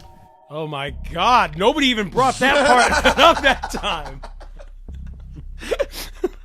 All right, it is funny though because Jesse and James were very progressive as far as like gender identities were concerned back in the day. oh yeah, They totally. were constantly, when they were going up in costumes, they were constantly cross-dressing. That is also different from transgender. I mean, no, it's not. Not at all. No, that's what transgender is. It's different from transsexual. James is absolutely transgender, and whether or not he's transsexual, we don't know, and it's frankly none of our business. You're right, it is none of our fucking business. Meowth is like, that's the first thing I learned, is James' business is none of my business. James' business is exactly James's business. Meowth. Jesse's in the background like, okay. And while Meowth is going, see, I'm not transphobic. My best friend is James. My best friend's a Meryl. I don't see how that makes any sense. You have to be a really hardcore Pokemon fan to get that one. All right, so he had his hair in a perfect perm, but now it's messy and unkempt. I couldn't look at him anymore. Closing the menu, I went to makes move me out of the tower. sick. Right, we got to have an intervention for my player character. His friends are like, dude, you really need to He get a stopped life. going to school. He started like smoking cigarettes and stuff. He started Yeah. like hanging out with also all these hood rat friends, stealing things. They're like, who? And he's like, my player character on my game. We need to have an intervention for my player character in Pokemon. And they're like, dude, you really need to get a girlfriend. I'm not being transphobic. Are you the guy's like, are you just like, wait, are you making up a fanfic about your player character? In 2018, every sentence ends with, I'm not being transphobic. Is that the way it's gonna go? Predictions with Nathan. That is, Trump's gonna keep doing what he's doing, and we have to just now end every sentence with, I'm not being transphobic. Just like how in 2017 we literally have to say Nazis are no good. Nazis are no good. Nazis are no good. And trans people, they're just people. They're neither good nor bad. They're just people. Yeah. Yeah. I guess. Yeah. Nazis are bad. Nazis are bad. We're not doing a comparison here. That's not a thing. Well, no, I'm saying we're not going to contrast Nazis are bad with trans people are good. It's just people are people. Not Nazism is an ideology. Anyway. Ideologies are not people. Things I've learned today. Well, not yet they aren't. I mean, fucking, 5 years ago we were arguing about whether or not corporations were people? That's true. A couple years it's going to be ideologies have human rights. Anyway, this is Silph Radio. I'm not transphobic. I couldn't look at him I couldn't look at them anymore. Closing the menu, I went to move out of the tower, but with every step I took away from the tombstone, the screen flickered like it did when a Pokemon was poisoned. Oh. Gulping, I brought up the trainer card again. I brought up a gulpin. Shrugging, I gulped and then brought up the trainer card again. His picture was getting worse. Every step I took, their head hung more and more. Their shoulders slumped. They bent over. I'm just going to replace the gender pronouns. How is this? I'm not transphobic. Now this game has gone from, it was a normal game for one full year of in-game stuff, and now it's turned into that other creepypasta where they just kept deteriorating on screen every time you looked at the character card. All right, it's like Sharknado 8. Like, just because you're acknowledging that it's lazy writing does not excuse lazy writing. No, not at all. And now we know that the secret script for Sharknado 8 is going to be based around a Pokemon game. What are we at now? 5, 6? Yeah, I think 6. That's a franchise. Might even be 7, honestly. You know what? Back in the 80s, let's just say back in the 80s, they had Halloween franchises, which as they got worse, but at least they also got theatrical releases. Friday the 13th, the more that came out, the worse they got. But those were real fucking franchises. Now we just have sci-fi original franchises. My girlfriend loves the Sharknado franchise, and she has been, increasingly disappointed with the installments, which is just confusing to me. It's just confusing to me. It's the same thing. I know they're getting worse. Why do you like this franchise, if not? I just have 2 words for you. 1. Shark. 2. NATO. No. 1. Terra. 2. Reed. Can we make a movie called Sharknader? Sharknader? Shark Ralph Nader? Yes, it's Ralph Nader fused with a shark. I don't know if there's no political lean. I don't want to actually have this movie have a political message. I just want it to be about treat it straight. What would happen if Ralph Nader actually had his DNA fused with a shark? Listen, I'm not transphobic. It's a question for the ages. I'm not transphobic. But what if he was trans mammal? What if my best friend was trans? Damn it! Oh, you were about to say that? I'm sorry. No, you actually helped me finish the sentence. Sharks aren't mammals, so we were both fucking wrong and stupid. You were. I didn't say mammal. Oh, now you weren't about to say it. Gulping, I brought up the trainer card again. His picture was getting worse. Every step I took, he hung his head more and more. His shoulders slumped. He bent over. By the time I had exited the tower, he was on his knees, hands to his face, ass hair to his draped mouth. across him. Hands to his face, ass to his mouth, balls resting on his chin. Yo, that is what I call the sweet spot. I'd guessed already what was going on, but this clinched it. I began to put some things together in my mind. I had always wondered why there was no champion in the original games besides your rival. Why is it you, the protagonist, had to beat your rival when he just waltzed in, no previous champion to challenge? He didn't just waltz in, he was already there. And the Game Boy didn't have the technology to have those sprites waltz. So that's clearly it can't play sounds backwards. Right. It can't. Anyway. Then it struck me. Do you want me to hit you? You paused. I paused then because it struck me. I paused because I was remembering my favorite joke from Family Matters, where Steve Urkel was like, "Then it hit me," and he's like, "You had an idea?" And he's like, "No, the basketball hit me in the face." No, basketball hit me in the face. Something like that, and he's like, "Oh." Then it hit me, and he's like, "The basketball again?" And he's like, "No, I had an idea." Really bad jokes, but as a kid, I thought it was really funny. And what was really funny was that he needed a special machine to take glasses off, change his clothes, and stand straight. Whatever his name is that plays Carl Winslow is just like, yeah. Reginald Bell seriously. Johnson. I could have given you that. He was in Die Hard. Yeah, he's a police officer and everything. Yeah. That's all he knows how to be. That's his life. Talk about typecast. Yeah, he straight up, like, he graduated from the police academy. You know, why wasn't he in Police Academy? I don't know. You seen the trailer for Super Troopers 2? That is not Police Academy. Just, it's worth throwing out there. Fair enough. Have you seen the trailer for Reno 912? No. I just made it up. Okay.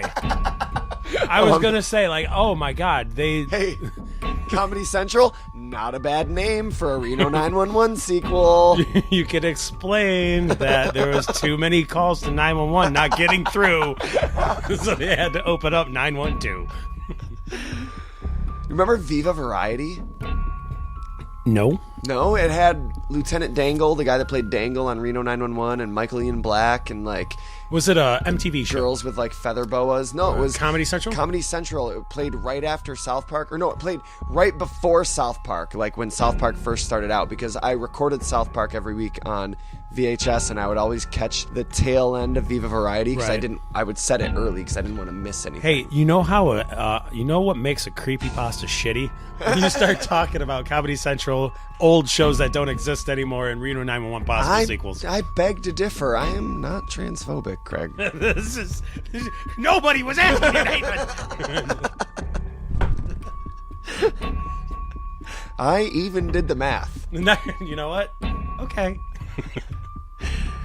Then it struck me the answer was right here. The previous champion gave up. His precious Miki was apparently dead, and with her, so died a part of him. His Pokédex, the other Pokemon, his badges, Oh, mine. his fame, all of it, he threw it away. That's what happens when you do drugs.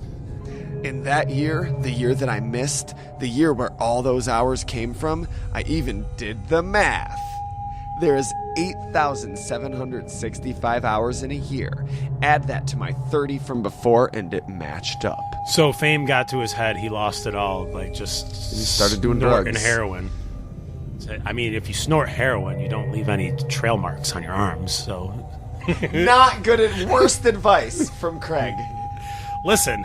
No, if you're gonna do heroin, use the needle so people will see the track marks and start to catch on, and then have a I said it earlier. What do you call it? I said it earlier. Circle jerk. Yes, circle jerk. And have a circle jerk to make you get better. Intervention. Same thing as a circle jerk. Even so, the game kept going. This should have been an ending, I thought. I mean, what else was there to do? I had no Pokédex, no Pokemon, not anything. What was I supposed to be doing? I'm not even supposed to be here today. I'm not even supposed to be in this room. I talked to everyone in the town, but they all said similar things. Are you okay? Still mourning, I see. Everything will be all right. Wait, it's not Please. morning. It's clearly night. This is off.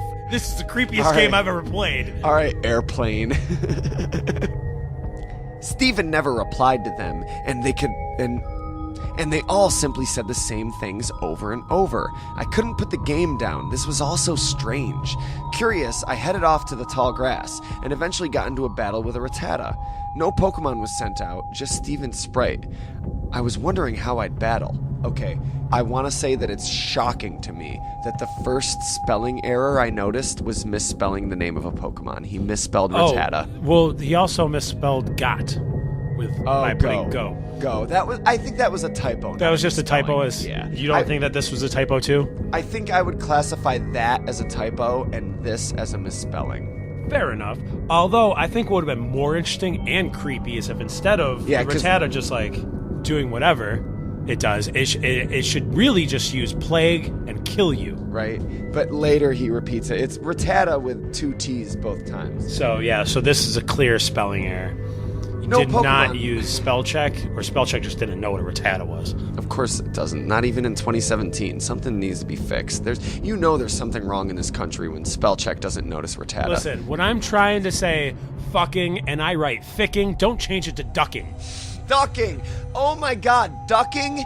Seriously. I am about to remove ducking How many- from my phone's dictionary. How many cases have you ever been where, like, the word you're looking for is, in fact, ducking?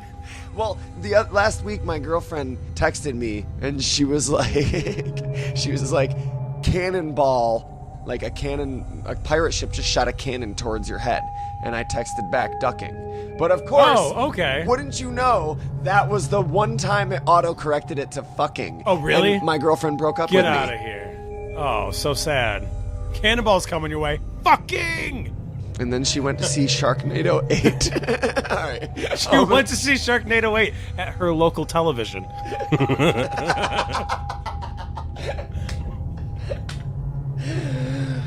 I'm not transphobic. Steven never replied to them, and all they simply said was the same things over and over. I couldn't put the game down now. This was also strange. Curious, I headed off into the tall grass and eventually just got into a battle with a Rattata. No Pokemon was sent out, just Steven's sprite. I was wondering how I'd battle. Wild Rattata left you be. The battle ending without anything happening. This was certainly interesting, and it happened with every Pokemon I encountered. Wild Pidgey ignored you. Wild Ponyta wandered off. Yeah, you got nobody to fight it. Oh, because like in normal games, they literally wouldn't let you go out if you didn't have a Pokemon because these things will murder your face. Yeah, exactly. But they're just like, this dude ain't worth it. They actually feel bad for him because he lost all that fame. It's like the Predator. Like the Predator won't kill you if you're like naked and crying and shivering in the corner. Or if you're an old withered Wayland. Yeah. Yeah. Old Withered Wayland, by the way, was the name of my indie rock band in high school. Oh my god, it got so prog though, so you had to get out. Used to be indie, turned into prog. It just stopped being about the music. It started being more about the story. The music never changed either. Yeah, no, just the words. I'm going on with the story. Oh. The music never changed either. I'm like, yep, no, not at all. Your band sucks. No matter where I went, Lavender Town came from the speakers, following me, sometimes slowed down slightly, sometimes not.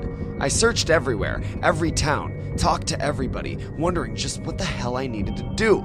My frustration was mixing with the depressing atmosphere of all this, making the experience altogether unnerving and uncomfortable. My frustration but was... I couldn't tear myself away. Sorry, I just wanted to... Yeah, I know, I'm sorry. I wanted to get to the period. Fair enough. But he's just like, my frustration mixed with depression, and before I knew it, I was just sharing memes at a furious pace. It's called anxiety, and it sucks. Yeah, there is something that's slightly illegal depending on what state you're in that definitely helps with anxiety. Oh, it helps and it makes it worse. All in one, it's great.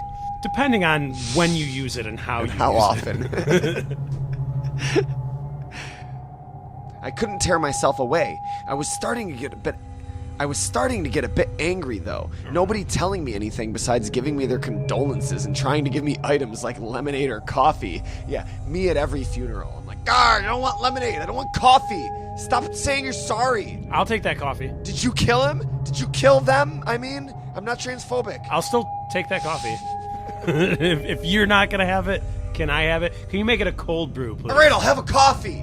What do you mean I don't need any more coffee? You definitely look like you don't need any more coffee. You should have the lemonade, sir. No. Steven says no. Oh, he says no to the lemonade and coffee. No. Without him trying to say no, it just happens. No, but I kind of picture Steven saying it like a disgruntled Keanu Reeves. And then... No. Craig, this is your job to follow up on this, because you've clearly established that this was your role in the podcast, this episode. I slapped myself for idiocy. Suddenly realizing how the likely answer was right in front of me. Pallet Town, of course. I gotsed it. Yo, this dude literally slapped himself when he was playing Pokemon. You know what? I'll give him the benefit of the doubt. He's not saying he actually slapped himself. Yeah. He's using literary license. Sure. So, I mean, I'm actually slapping myself. Craig slapped. I don't understand literary license. I just made Craig. I told Craig to slap himself, and he did. That was awesome. Yeah, I crap. told Craig to slap themselves, and they did. It's the last time I slapped myself for idiocy. Themselves. Myself. When I went to Pallet Town, though, which took a long time, having to walk, no Pokemon to fly with, no bicycle to ride, and Steven only seemed to move half the regular movement speed, it wasn't much different. Oh, I also want to say, That's legit. When you ride a bike trying to walk somewhere, it literally feels the exact same as in Pokemon. Like, once you get your bike, if you ever have to like go inside and walk around like Silph. Oh, it feels like you're moving at half speed? Like, it feels the same. Like when you're like, oh my god, this is so slow. That's what it feels like walking. Well, yeah, it's because you yourself didn't have running shoes on. You had work shoes on. Walking to the bathroom from the secret room is just like, oh my god. Wish I had a bike. Can I use my bike? And then Oak's like, there's a time and place for everything. And I'm like, I'm gonna hold it in. And he's like, no, the bike this time. I told you I was gonna forget about that. Listen, can I just ride my dead Charizard to the bathroom? I slapped myself for idiocy. He had to walk.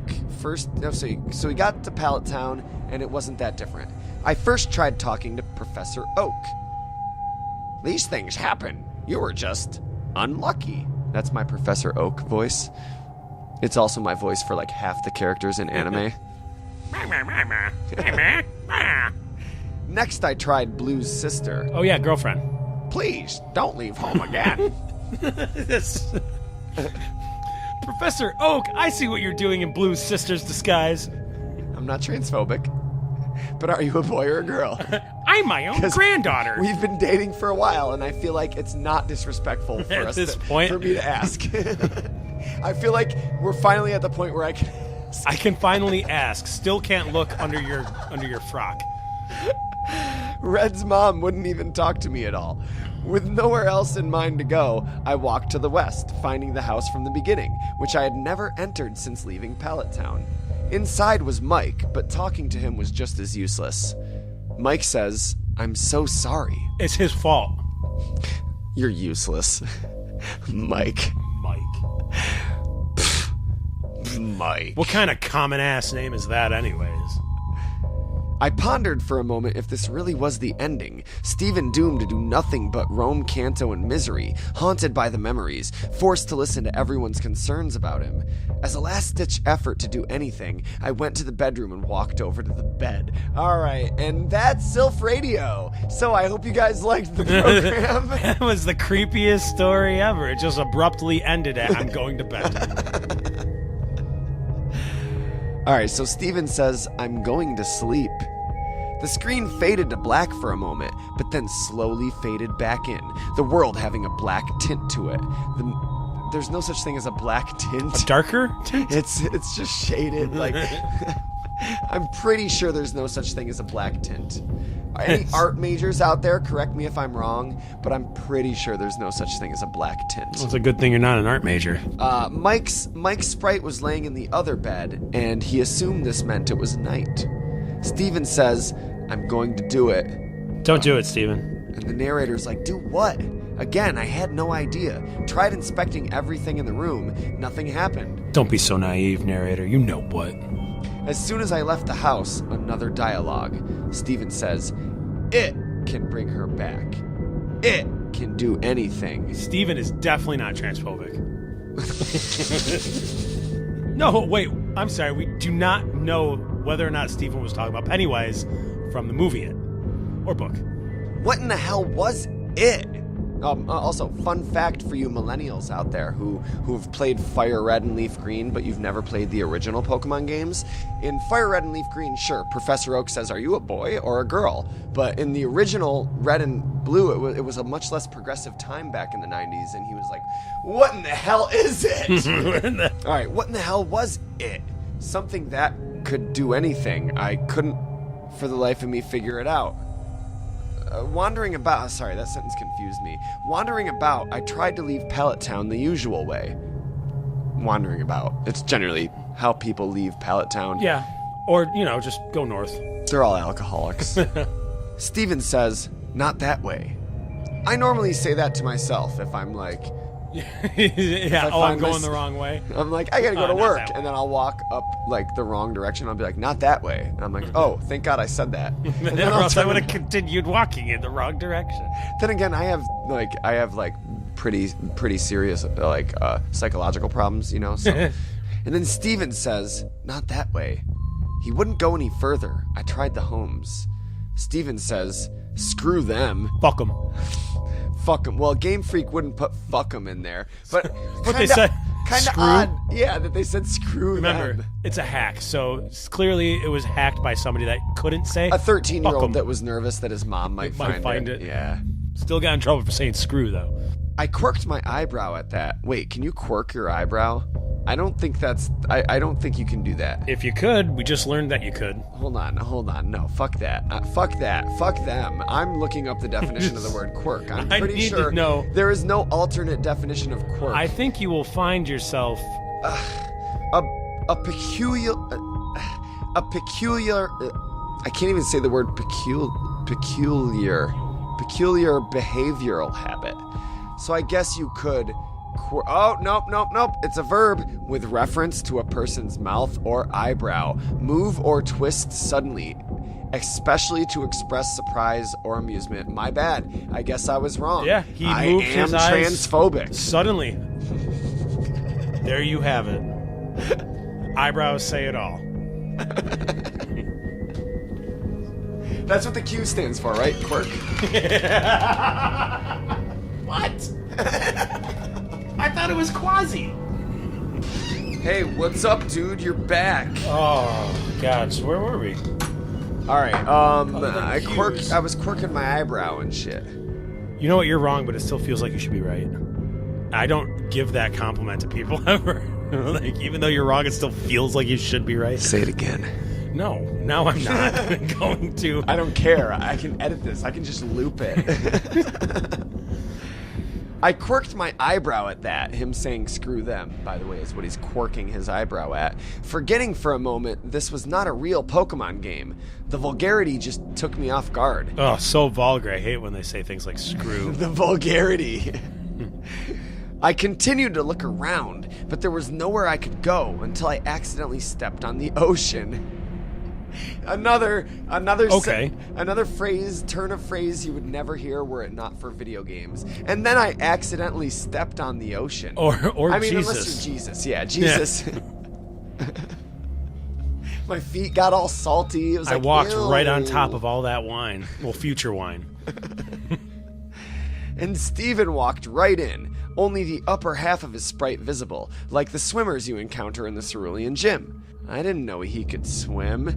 Yeah, you know what? I gave you points at the start for shitting on other creepypastas, but at this point I have to say at least things happen in the other ones? creepypastas. Yeah. No, you know what? Nothing happens in the other creepypastas, but at least nothing happens in the other creepypastas. Like, nothing is happening in this. Oh, use that same adjective. Nothing with a Y.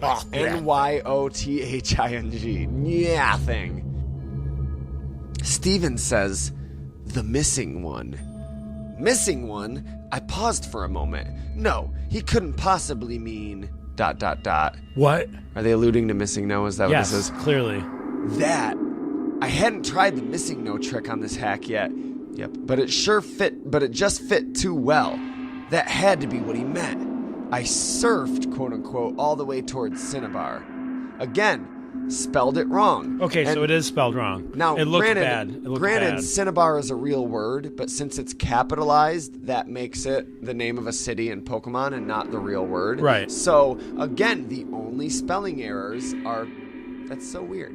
So are the things that you shouldn't have trouble spelling. You should be obsessed with Pokemon. You should know how to spell if you're writing everything in fanfic Pokemon. for it, you should know how to spell. You should be misspelling the real words, not the fake ones. Yeah, I mean, well, also, you Learn know what how else? to write creepypasta. It's like a Cinnabon. Yeah, well, it's a color. Cinnabar. It's like a red color. Okay, is it a real color or is it like a Crayola color? No, it's a real color. No, it's not like one of those in the 90s where you could name the new color and it's like, my grandma's favorite peach. Oh. Is the name of That is a vagina color. Oh, Jesus, Oh, Craig. jeez. Why you gotta be gransphobic? Gransphobic. I'm sorry. She didn't know. Just let her get her teeth back in. And probably like spending all that Social Security money, living high on the hog. Why don't they go back to work, okay? Oh, you're elderly. And I'm just supposed to respect that. You know what? My fucking hips hurt too. How much of a participation do I have to play in your elderly game? In your little identity I can game. Be considered elderly. And get all the benefits you get just for existing. So he surfed to Cinnabar, and then I began to feel something was off, more so than this already was. Silence. The Lavender Town theme had stopped. There was no noise at all, nor were there any Pokemon. Well, wasn't he also in the water? Halfway to Cinnabar? Dude, I can relate. This is like my life in a nutshell. It's like so depressing. It's like no noise and there's no Pokemon. It's like life whenever the GBA is turned off. I just kept going, finding Cinnabar and surfing up and down the east coast. Lo and behold, Wild Missing No appeared. And then Steven says, mine. Okay, do you think he said it like with gusto, like mine, or like apathetically, like mine? Mine.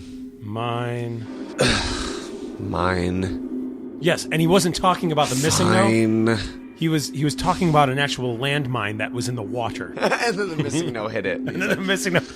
I warned you. Warned you about the mine. I miss Mickey. I miss Mike. I miss Mike. I miss Blue's sister, my girlfriend. Don't know her real name, but it's Blue's my sister. Beard. His beard? Oh, man. Blue's sister's his beard. Wild Missing No appeared. Steven says mine, and then Wild Missing No was caught. By what? What the hell? I jumped the Steven gun. didn't do anything. He just commanded the atrocity of broken data to join him. No, become his possession. And It wasn't an did. atrocity of broken data. It was an atrocity of broken English. Can I just... Yeah, that's my favorite sentence in the history of the English language. He just commanded that atrocity of broken data to join him. No, become his possession. And it And then did. he said that one more was the time. name of my prog rock band in high school. The name of my prog rock band in high school was He Just Commanded That Atrocity of Broken Data to Join Him. No, become his possession, and it did.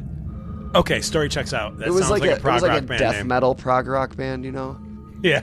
Coincidentally enough, it was also the name of the final track on the last Fall Out Boy album. Oh, that makes sense. They're always doing something wily like that. Those wacky Fall Out Boys. Those Fallout Boyers. I was getting more and more disturbed by this all. Checking the start menu, I saw Missing No was not in my party, but instead an item, making things even stranger. I checked the trainer card as well. Steven had his back to me, his long hair draped behind him, his hands in his pockets. No longer in a beautiful perm, but now in a dreaded mess. Oh, that's why he's being so weird. He found Rastafarianism. Craig, transphobic much? Religiphobic much? Jamaican prejudice comments. So Steven had his back to me, his long hair draped behind him, one hand in his pocket and the other one flicking a cigarette. I'm sorry, his hands in his pockets, nothing else. I got one hand in my pocket. Yeah, I thought one was playing a piano. No, the other one was Helena Taxi Cab. Remembering what he had said at the start of this night, I realized what I had to do. I surfed to land and made my way northeast to, where else? Lavender Town. I thought he was going to say New England.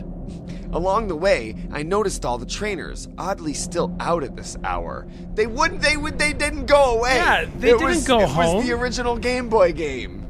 They didn't go home. Along the way, I noticed the trainers, oddly still out at this hour, wouldn't look at Steven, all of them turning when he passed, even those that were Good. normally static. That's cool. Fuck. I tried talking to one of the officers in the guardhouse type buildings. Just go. They all said the same thing, though one sent chills down my spine. Sometimes dead is best. So who's dead? Everybody or Steven? Who's dead? I don't know.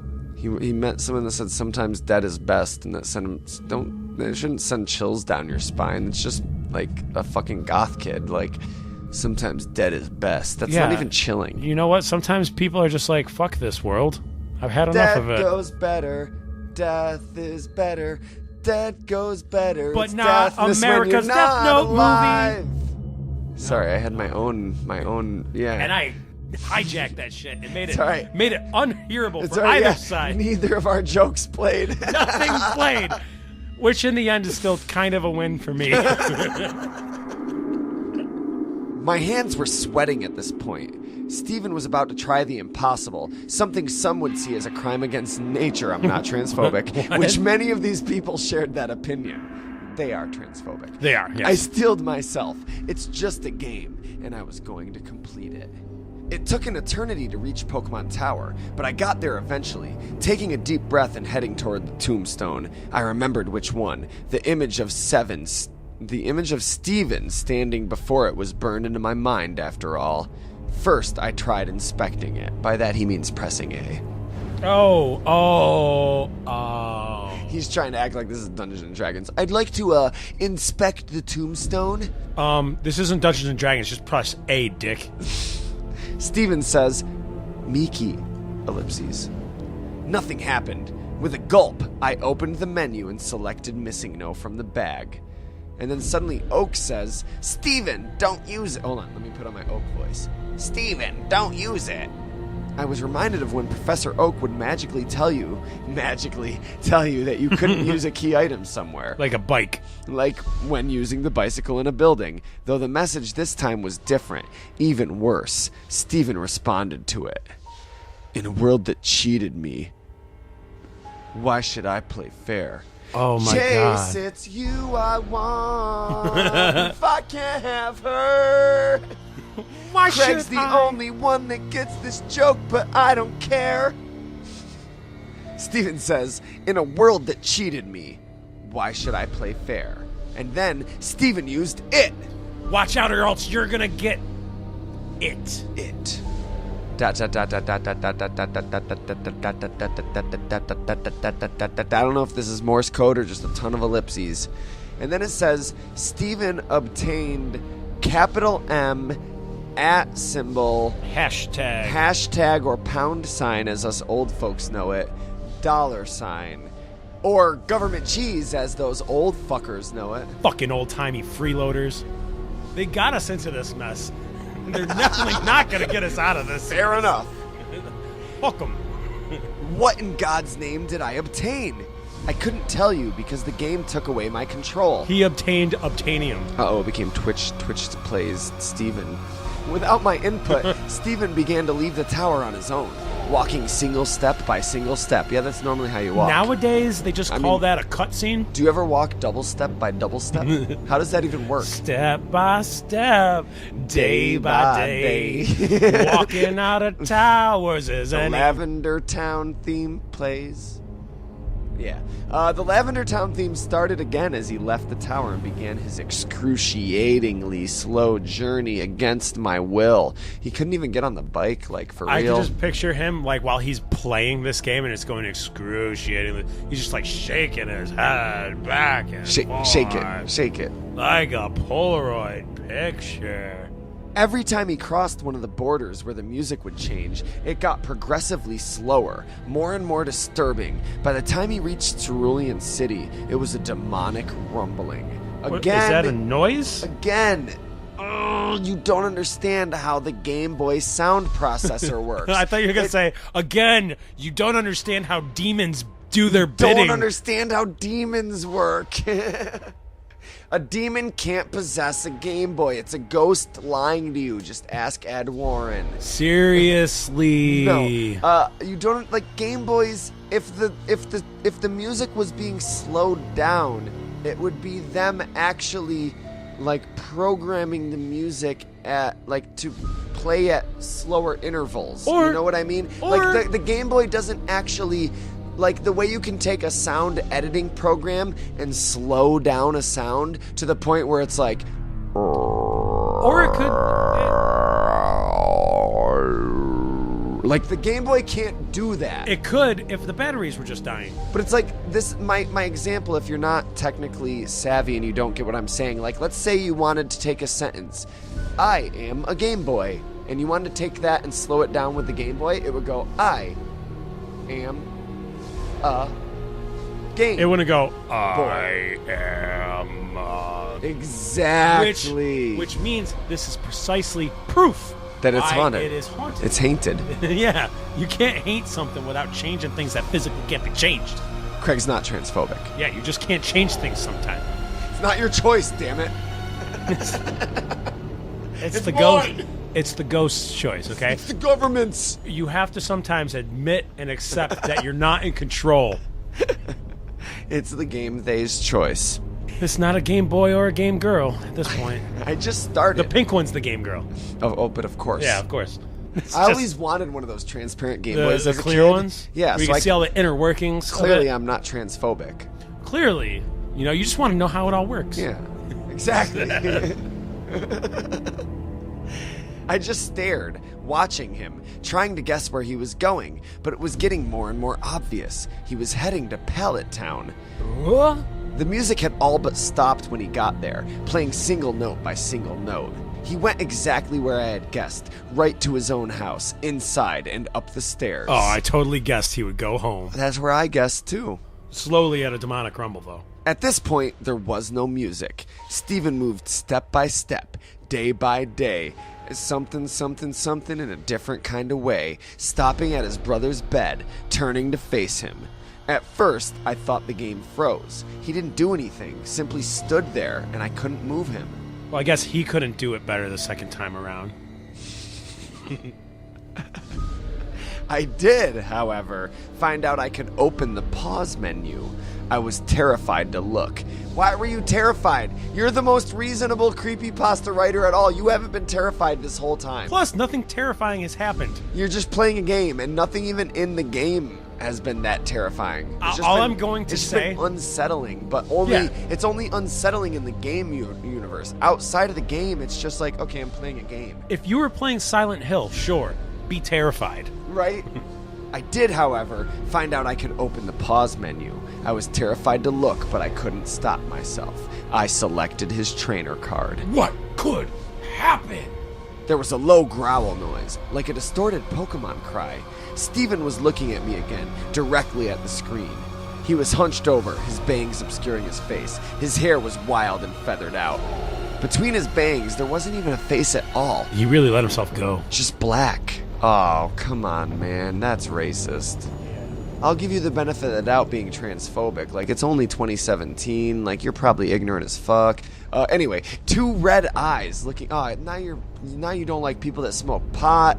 Aw, man. Come on, dude. It's 2017. It's okay. It's legal in like 3 states. Two red eyes looking straight forward. A white grin contrasting with the darkness.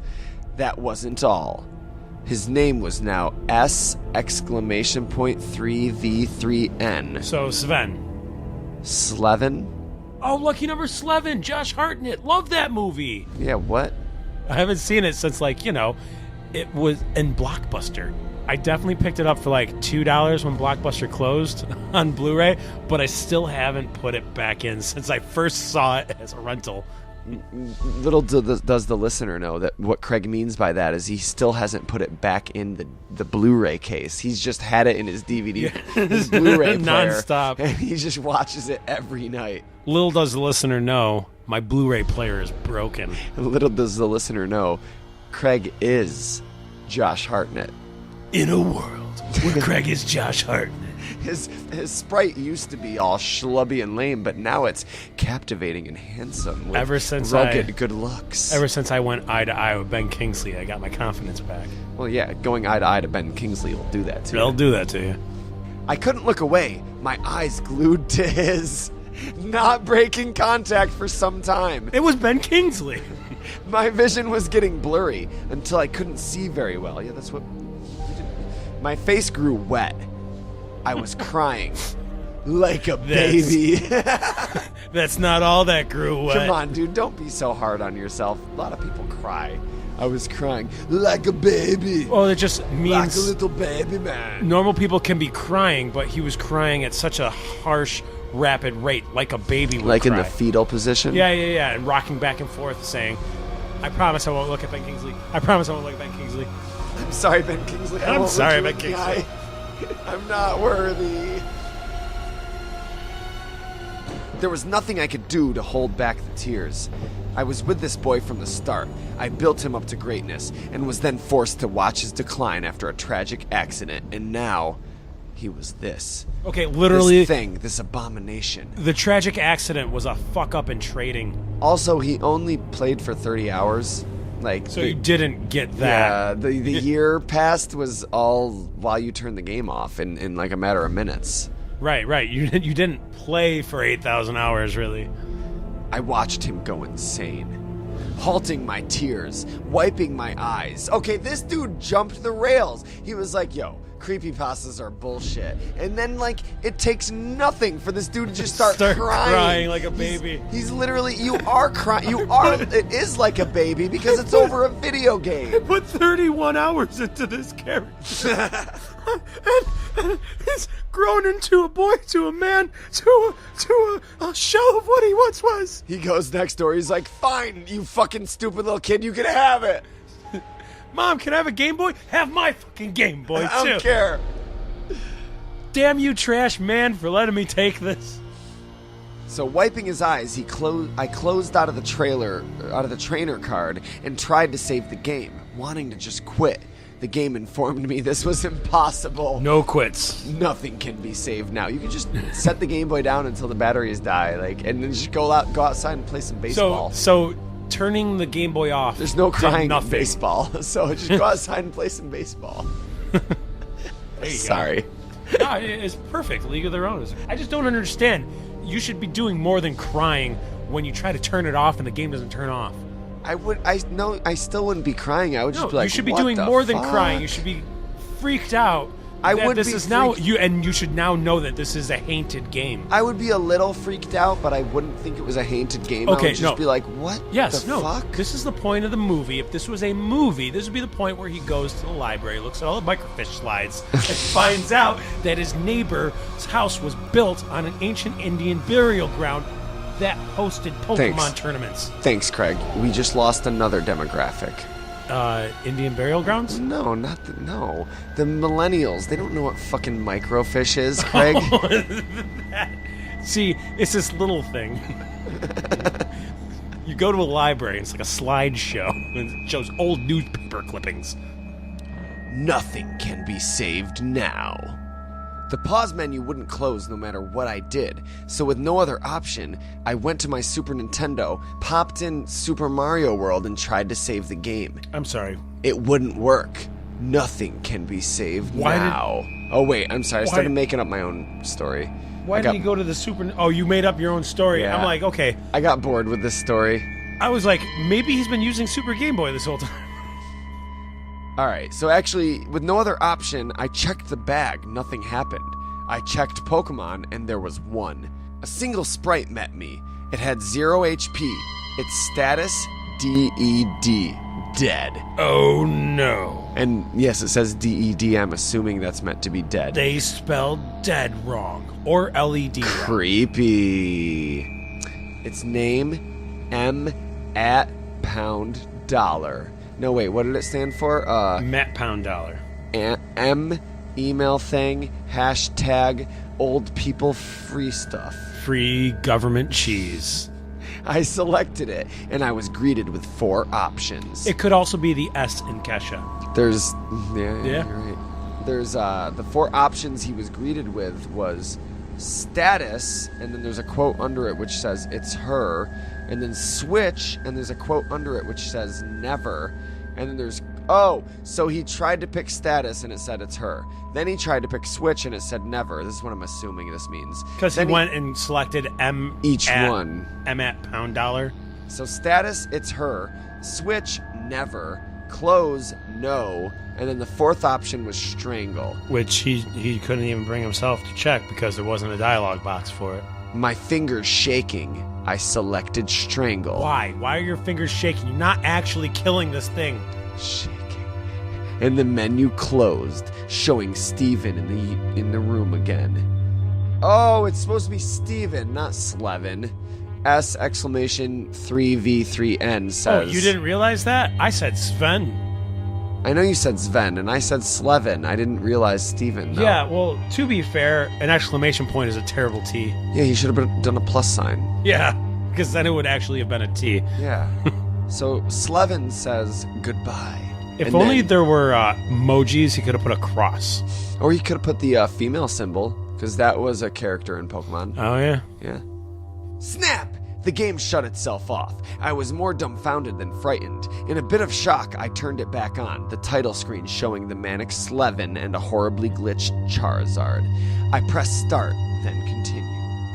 All I saw was a zoomed-out view of Pallet Town, showing Steven's home to the west, tall grass surrounding it, those unmovable stones blocking it from the rest of the town. Again, I want to point out, the Game Boy does not have the technology to zoom out.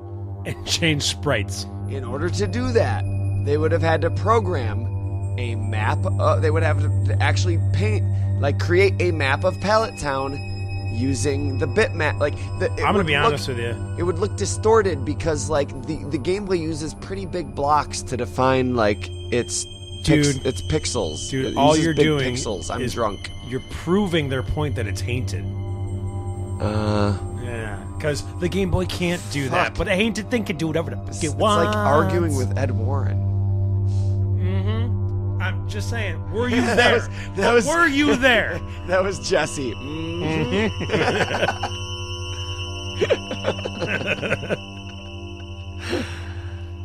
The image was completely static, no music, no movement, before fading to white, going back to the title screen. It was as it had been when I first popped it in, a trainer and a Charizard. I attempted to hit continue. ... No. And we're back at the beginning. ... In quotes. Do they That's really the end. think that's a good ending? So it's the like- good ending is so- to drop us off after Act 1? Yeah, you're no Finnegan's Wake. I'm sorry. This is the worst creepypasta we've read on the podcast.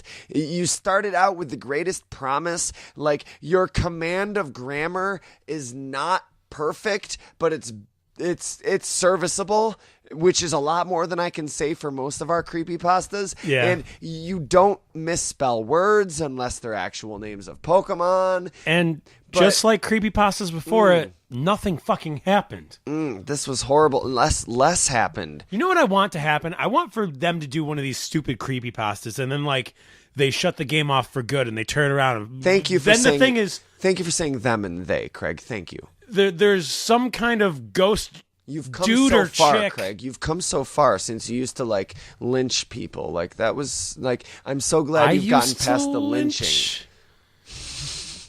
Listen, it was only it was only people that used improper grammar. You grammar Nazi. Yes, but it's 2017, and in 2017, I must add that not only am I a grammar Nazi, but I'm also a very fine people. Okay, well, this has been, if not the longest podcast we've ever recorded, definitely the longest Silph Radio. Yeah, thanks for still sticking around. If you are still You're around. welcome. Oh, you. The, oh. the listener. The No, listener. I almost just gave you the keys to the podcast. But Craig. I also do appreciate that I can both be the shortest guest host on Silph Radio and that's the Steve. longest guest host.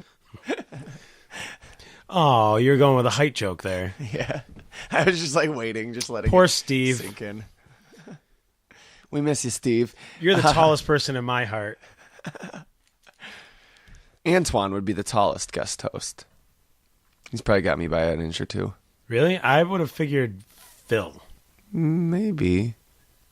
You're Doesn't right. Phil's matter. pretty tall too. Because you know why it doesn't matter? Because if you really wanted to, you should just go and check out our wiki. Yeah, and you can be the judge of that. Just get a visual estimate Yeah. based on the Based on a picture where they're probably sitting down anyways, or it's just from the waist from up. the shoulders up. Yeah. He looks like a tall candidate. Our wiki, it's really cool actually, because it's more than just Silph Radio. There's Fairpoint Podcast and Fair Enough Podcast. There's a whole cast of characters and guest hosts. What do you mean characters? We do a podcast. What do you mean there's characters? Well, go look on the wiki for more and figure it out there. But if you I see what I did there. Redirection. You hear a certain voice and you'd like to hear more of them, you can look them up on the wiki, for example. Yeah, see which other episodes they've been in. Absolutely. And what other podcasts of ours they've been in. Access it all right from that page, too. It's easy. You can, like, play or download them right from the wiki page. So, like, Craig Lewis, I mean, he's in every episode of Fairpoint. Just give it a shot. But every Silph radio he's on is listed there. And say you want to look up Antoine or Jeremy. Bam, an entire list of everything they've ever appeared on in any of our podcasts. And also an information hub. It's under progress still. It's still a work in progress. But if you don't want to go there, you should definitely go to secretroommultimedia.com. Check out the website. Our website. It's finally up and running. It has been for a few months now. And it's a cool little website. Pretty much any podcast we come out with, whether it's Fairpoint, Fair Enough, or Silph Radio, will be listed on the What's New page in order of when it came out. Yeah, that's the design of the website now. If you're listening in 2084, I don't know if we've updated by then. Oh, man. It's so different in 2084. They won't even be listening to podcasts the same way. They're all 3D printed into your brain. You guys, trust me, you couldn't. They're 4D it's huge, printed. guys. There's no way that you can even comprehend how crazy it is to listen to media in the future. You don't listen. Again, it's been just there in your brain. You just receive it. Yeah. But for those of you still here in the present, for those of you who aren't listening in the present moment, you can visit our website. You can find us on Facebook. You can find us on Twitter. Silph Radio Podcast on Facebook or Fairpoint Podcast on Facebook. In the end, it's all the same. And at Fairpoint Pod on Twitter. Tweet at us at Fairpoint Pod. We love having the conversations open and extended to our fans. That's why we opened the subreddit. Hell yeah. It's a great place to come join the discussion or start a discussion. So we hope you'll see us there. More discussion places. And give us the upvotes. Help us get our fucking Google results back. You can also hear both of us on Andrew Spawn's podcast. Amusement Sparks? Amusement Sparks. I'm on an upcoming episode that should be out soon, within a couple weeks, if it's not already out. All about Nickelodeon, designing a Nickelodeon-based theme park. Well, Nathan and I built a Batman-based theme park. But off the sweat of our own backs. Or wait, you know what I mean. I'm tired. It's been a long fucking podcast. It has been a long podcast. You know, I think we got everything. We were also on Real Life Sci-Fi. Oh, and that was yes, a lot we of were. Fun. So much fun. Go check that out. Real Life Sci-Fi with Wade and Willie. Yeah, it's on feralaudio.com, one of the biggest and best podcast networks out there, second only to Secret Room Yeah, Multimedia. I was going to say, I mean, they may be bigger, but we bester. We bester indeed. We bester indeed. Duh. Keep listening. We've got some of your favorite guest hosts returning. More new Silph Radios coming soon. More new Fair Enoughs. More new Fairpoint podcasts. We got it all, baby. And if that's not enough for you, like we said, click around the site. There's Moose and Toast. There's comics. There's music. A lot of really cool stuff coming out soon. So awesome. That is straight awesome. Oh, and subscribe to our YouTube, please. Oh, yeah, do that. Silph Radio Podcast. Silph Radio, a Pokemon podcast on YouTube. And if you haven't already, subscribe to the iTunes. What's your problem already? Yeah, and ratings. We need more ratings. We don't have a lot of ratings on iTunes. So if you can give us a 5-star rating, help us boost our presence in the iTunes store, that would just be phenomenal. All right. So I know, just like in fashion of the podcast we just finished, it's very long. So is this outro here we got going on. So I wasn't paying attention. Maybe I think it's time to just let them go. I don't want to. Maybe we should just let them go, man. You hang up first. Nah, you hang up first. I'll hang up first. From the secret room, I'm Nathan K. And I was Craig Lewis. I'm not transphobic. Good. I'm not. Okay.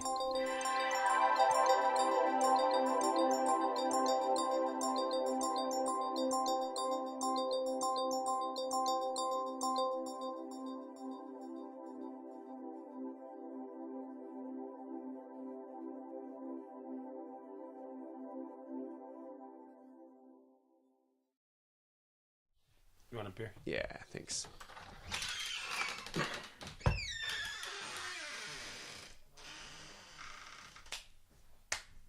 Do X-Men Gold, are they doing different teams again? Is that what that is? Nice! Nice! That's awesome! That's what I think of as X-Men. What is it, like gold, red, blue? They've got gold, blue, and then they have a Okay, cool. Yeah. Yo, Astonishing's so good. Gold's pretty cool. blue ones. I just love that X-Men teams. Gold team, blue team, red team, stuff like that. The thing that I takes me back. don't like about the blue is that they're still like doubling down on the fact that X-Men Strangled Red. they're still doubling down on the fact that they're just keeping the old 70s X-Men. Yeah, it's And it's like kid, yeah. It's like Jean Grey, Beast. I like Cyclops. that. Well, you don't like that? They were all brought to the present from Oh. a different timeline, and they killed off all the others. Like so, real Jean Grey's dead, real Cyclops is dead. What's up with real Beast? He's with the Inhumans. Iceman's not dead. Real Beast meaning what? I don't understand any of this since they like rebooted the universe and mixed all the universes together. Right. It's like so. This is like from the first class. But that was Hank. That was Beast. With this? No, they're both real Beasts. Just one's young Beast and one's current age Beast, and it's like an alternate timeline as young Beast. He was brought into. They're all in the same timeline. So he's now. not. Okay. But Beast is So currently young with Beast the Inhumans. came. Okay, so now they both. he's on Hold on. Astonishing X-Men Hold now. on. So now they both exist. Yes, at the same time Co- in the same. They coexist beside in the each same other. world here. Oh, okay. That's the point that I'm saying. Like now it's like Gotcha. there was young Scott and real age Scott, but then they killed them off. Killed Scott off in the Terrigen Mist. Man, it's rough out here for a Rough superhero. out here for a mutant, you know. It's hard out here for a mutant. That's why they say Death of X was really just Death of Cyclops. All right, Sorry. you're good. But yeah, Astonishing X-Men is fucking phenomenal. And they're only on issue 2. They just finished. Who's your favorite X-Men? Gambit. Oh yeah, I am not. that's all three of ours. Wow, that's crazy. Your favorite's Gambit? Yeah, we talked about this on the Gambit episode. yeah. I was like, oh yeah, I knew that. I forgot. Gambit and Rogue. I also think they belong together.